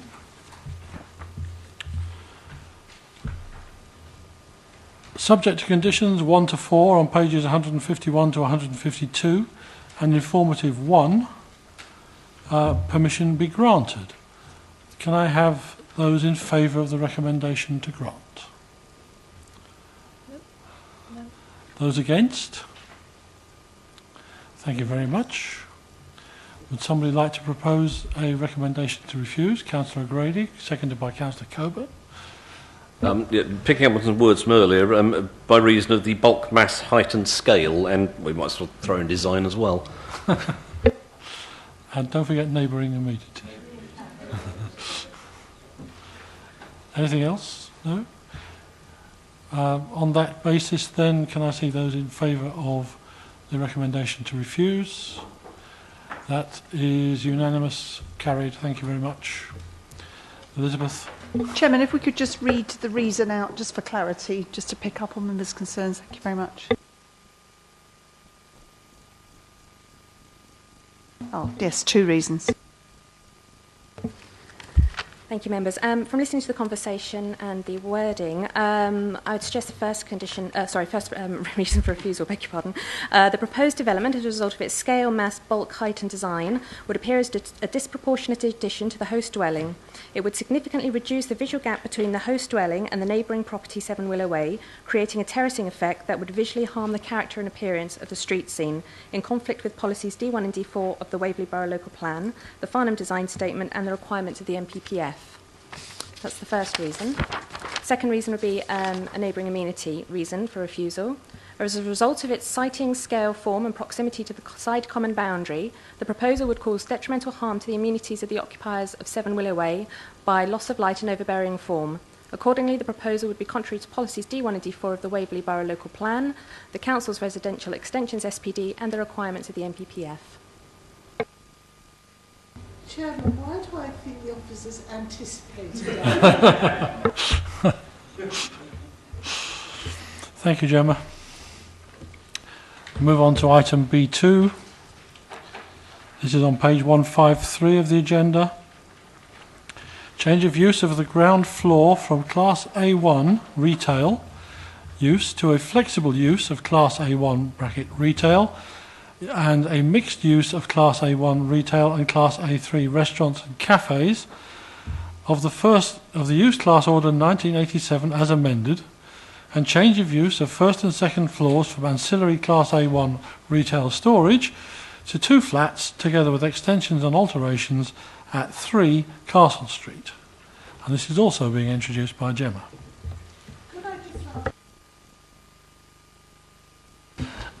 Yeah, I know we're in a rush, but it's got to be clear enough to hear.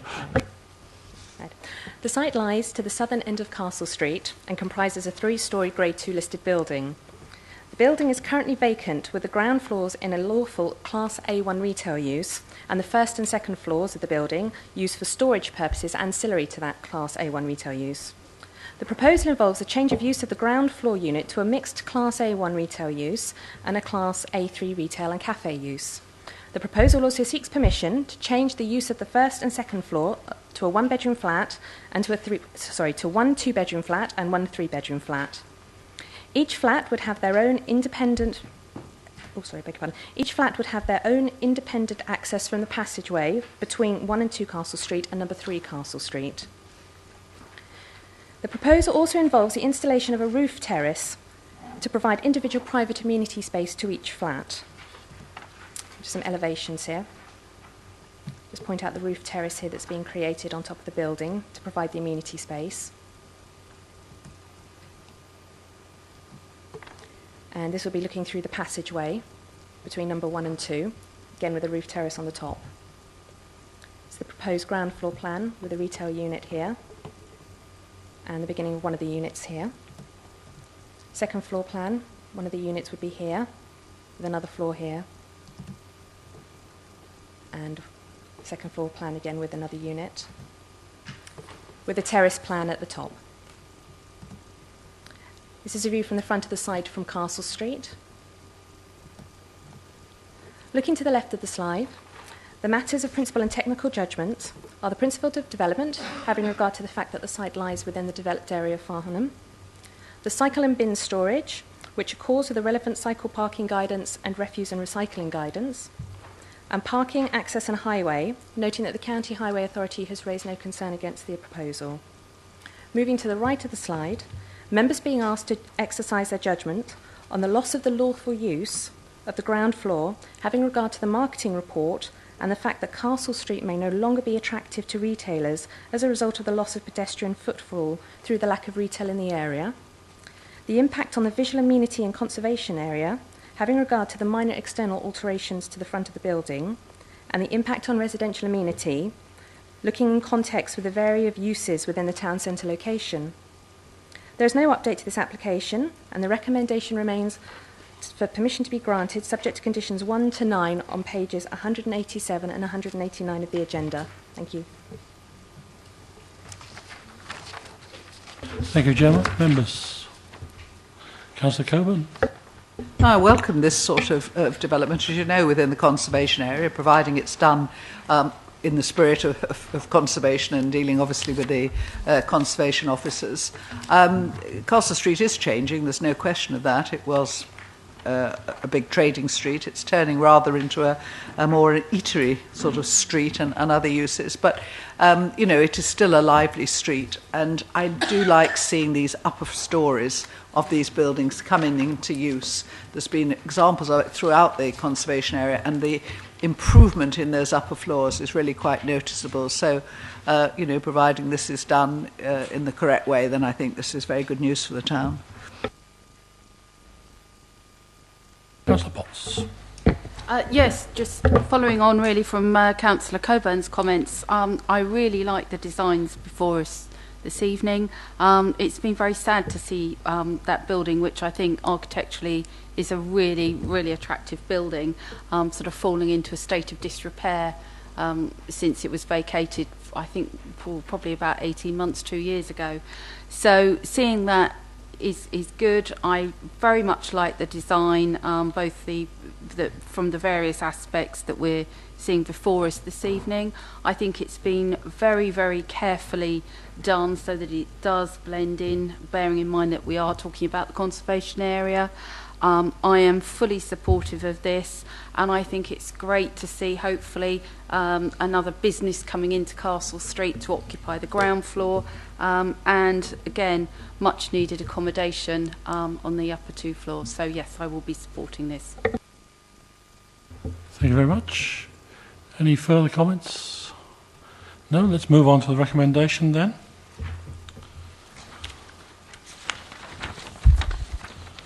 So, as detailed in the agenda, subject to conditions 1 to 9 on pages 187 to 189 and informatives 1 to 6, permission be granted.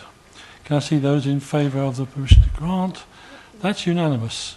And for the first time this evening, we've actually gone along with everything that the officers said. Item B3, page 191 of the agenda.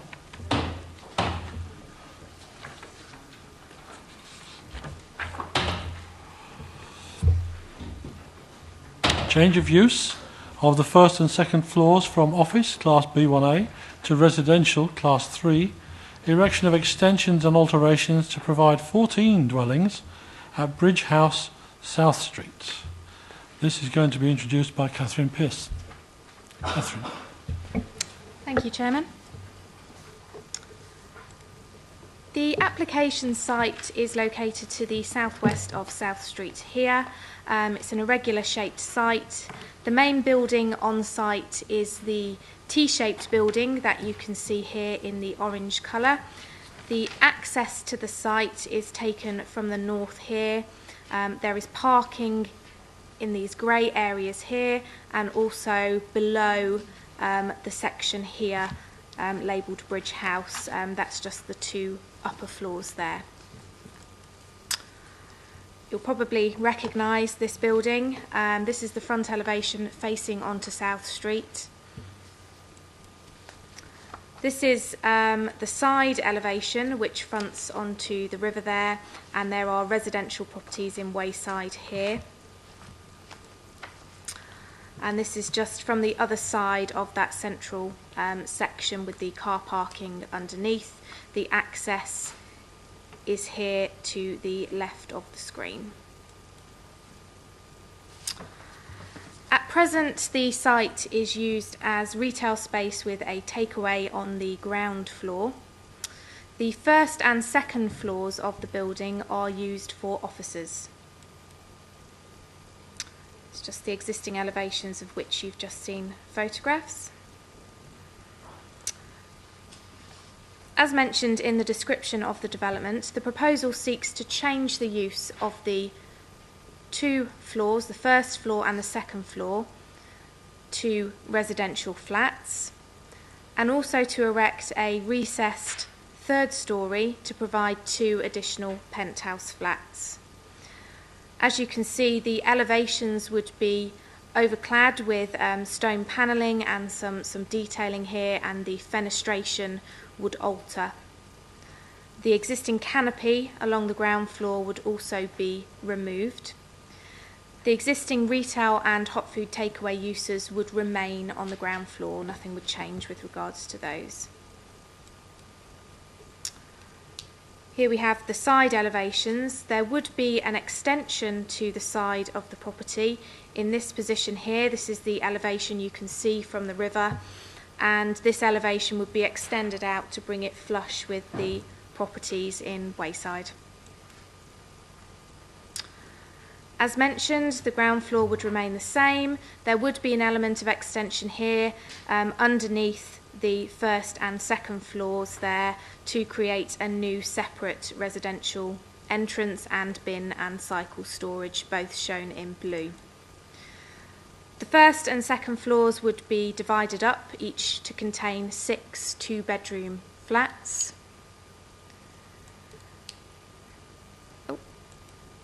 And the third floor, which would be added by way of extensions, would create a 3 and a 4-bedroom flat, together with terraces to serve those flats. Before I go through the determining issues, if I can just draw your attention to a couple of items on the update sheet. You will note that an additional response has been received from the Council's Estates and Valuation Manager, who has raised no objection to the loss of the office use by virtue of the fact that the offices have been marketed unsuccessfully for the requisite period of time, and it's considered that, given their appearance, they're unlikely to be attractive to future office users without significant or complete refurbishment. I would also draw members' attention at this point to the fact that there has been permission granted by way of a prior approval application for the conversion of the first floor and second floor to 12 flats. So in that respect, the proposal is significantly the same as that. The determining issues on which members are being asked to exercise their judgment this evening are the loss of the office use and other town centre considerations, the mix and density of dwellings proposed, the design and visual impact of the extensions and alterations, together with the impact on residential amenity and the amenity spaces to be provided. The recommendation is therefore, as set out on your update sheet, that subject to the completion of a Section 106 agreement and subject to the conditions 1 to 11 set out on your agenda, that permission be granted. Thank you, Chairman. Thank you very much, Catherine. Councillor Potts. Thank you very much, Chairman. I really like this, and there are a number of reasons why. I mean, this site is actually at one of the key entrances and exits to Farnham. I'm very pleased to see that the business will actually, there will still be a business on the ground floor, that's staying. But I'm also really pleased to see that the actual building itself, I think the design, it's a really innovative design, and as I say, I think it really complements the fact that it's where it is in terms of being at such a key site, and I will be fully supporting this evening. Thank you. Thank you. Councillor Coburn. Interesting. We're going to come to the same conclusion, but for certainly totally different reasons. One, I would just like to raise the question of what is consultation, because we were given a consultation on this, and basically we were told it's very good. It would grace any city. You should like it. And when we said, well, actually, we don't, they got really quite shirty. I don't like it, I have to be honest. I don't like the design at all. I don't like the design of the building as it stands at the moment. It's an ugly duckling in a very prominent place, and I'd rather hoped that when it was redeveloped, it would turn into a swan, and I don't think this is a swan at all. Having said that, I agree with the change of use, I agree with the flats, I agree with 99% of it. I just think it's absolutely appalling in terms of design. I think it does nothing at all for Farnham. I don't think it particularly improves that entrance as you come into South Street. We'll put our Christmas lights up, but I still think it'll look like what it looks like. And I'm rather disappointed. I know the windows are going to be recessed, and I know in theory the windows, you know, these aluminium windows are going to look glorious. They just don't appeal to me, I'm afraid.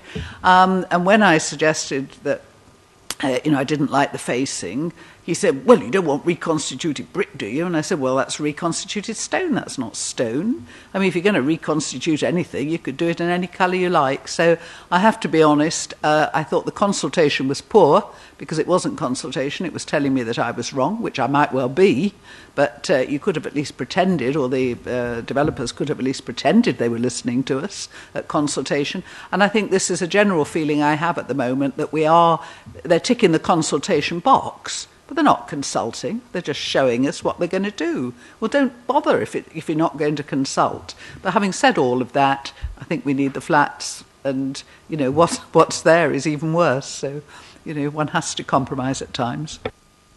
Councillor Grady. Thank you, Mr. Chairman. Yes, I'd hate to tell Councillor Coburn that she's wrong or anything. Is it a particularly attractive building that I'd like to see thrown up? No, not really. Is it a good, quick, cheap way of regenerating a building from an unneeded building into something that we actually need, the housing, and a bit of town centre regeneration in a pattern that we're seeing develop more and more, where you've got ground floor retail and upper floor residential? I think it's a very good use of a building. Councillor Hargreaves. Can I just ask one question? Are all the retail units going to remain there? Because I have been told by some of my residents that their favourite hairdresser is being chucked out. I'm afraid I don't know. The space would remain available for any retailer or indeed a hairdresser, which falls within the A1. But the current one that's there, because you're going to keep the eating place, so what about the hairdresser? I don't know. Can you find out for me? That's not a planning matter. We would have no control over that. No, okay, but the hairdresser, I've had, it isn't. Okay, fine. What I will say about the actual development, we need it. I think it's a great idea. We didn't need it as offices. I'm very happy for it to be turned into residential. But I actually have to say, I think it's horrible. It's ugly. It's an eyesore. It's always been an eyesore. Why on earth couldn't they I have to say, I agree with Councillor Cohen, why couldn't they have made it more beautiful? But I will be supporting it. Thank you. Councillor Frost. I just think it looks awful. You know, the principle of housing here, I think, is great. If we can't let it as offices, and we've tried, then let's go for housing. But for goodness sake, let it be something where in 20 years' time we're not looking at it and having another Woolmead on our hands. And that's my concern. And quite frankly, to me, it looks a bit like a prison block. And I certainly wouldn't want a flat there. But I would have thought that the developers could have been much more imaginative. The principle of what they want to do, I'm very much in favour of, but the design we have in front of us, I'm not. Thank you very much. Any further comments? In that case, we move on to the recommendation. Recommendation A, as detailed in the update sheet, subject to the completion of an S106 agreement to secure appropriate infrastructure contributions and contributions towards the Thames Basin Heath Special Protection Area Avoidance Strategy by the 15th of 5th 2015, and subject to conditions 1 to 11 and set out on pages 224 to 227 of the agenda, permission be granted. Sorry, Chairman, just to clarify, there would be no infrastructure contributions due on the application. Oh, okay, so forget Apologies. that. But all the rest is preserved. Everything else apart from the contribution for the infrastructure. Can I have those in favour of the recommendation to grant? 4, 5, 6. No, I'm not going to vote for that one. Against. Those against? 2. It's thee and me.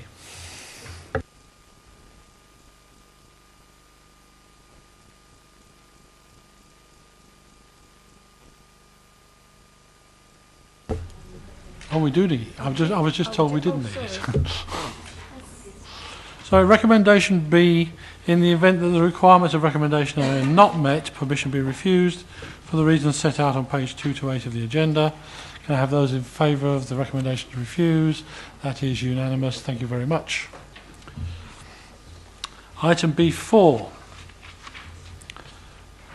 This is a found on page 229 of the agenda.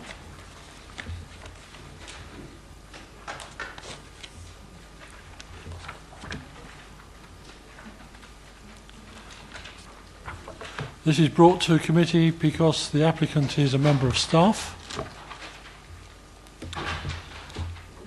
Erection of extensions and alterations at Pied Cottage, 35 Jubilee Lane, Boundstone. Catherine? Thank you, Chairman. The application site is located to the east of Jubilee Lane, opposite junction with Vine Lane. The property on site comprises a single-storey bungalow detached with a detached garage along the northern boundary. This is the front northern elevation adjacent to the vehicular access onto Jubilee Lane. And here are the existing elevations for the property. The proposal seeks a number of extensions and alterations to the property, comprising mainly an increase in the main ridge height here, together with the replacement of some of the existing flat roofs on the property, particularly to the front and side, with pitched roofs, the replacement of the existing conservatory to the rear with an extension, and an extension to the front of the property here. As you can see, this is the existing floor plan, all the accommodation on the ground floor. That would remain the case with the proposed scheme, albeit there would be some internal reconfiguration as part of the development. It is material that permission has previously been granted for extensions and alterations to the property. That permission has now expired, but it is a material consideration. As you can see, the proposals also involved some alterations and changes to the roof form.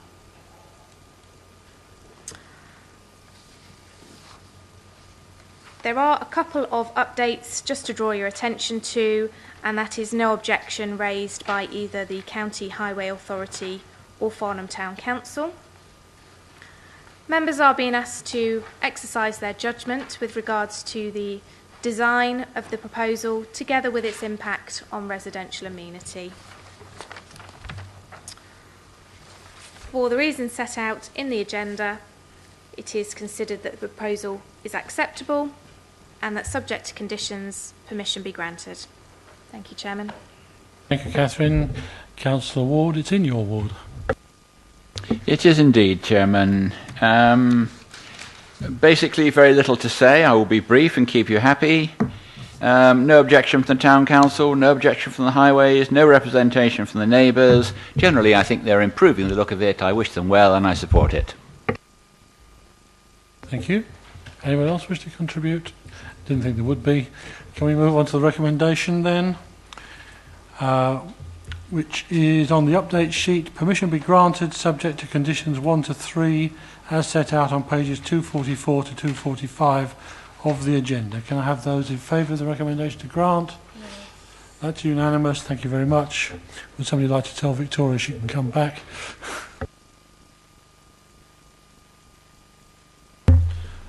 Item B5. This is on page 247 of the agenda. Another change of use for property in Castle Street. Change of use from A1 Retail to A2 Financial and Professional Services at 72 Castle Street. Back to Gemma. Thank you, Chair. The site lies to the east of Castle Street and comprises a 3-storey Grade 2 listed building. The ground floor unit has a lawful Class A1 retail use, with the first and second floors currently in residential use. They form 2 separate flats. The proposal involves a change of use of the ground floor to a Class A2 use, which will be used as an estate agent's. There will be no internal or external works as a result of the proposed change of use. This is a view of the front of the site from Castle Street. The matters of principal and technical judgment are the principal development. The site lies within the developed area of Farnham. The general permitted development order fallback position. From today, the proposal can actually be carried out as permitted development under Schedule 2, Part 3, Class D of the order. Members are being asked to exercise their judgment on the loss of the lawful use and the impact on residential amenity. Thank you. Did I understand you to say that they don't actually need the permission anymore as of today? Correct.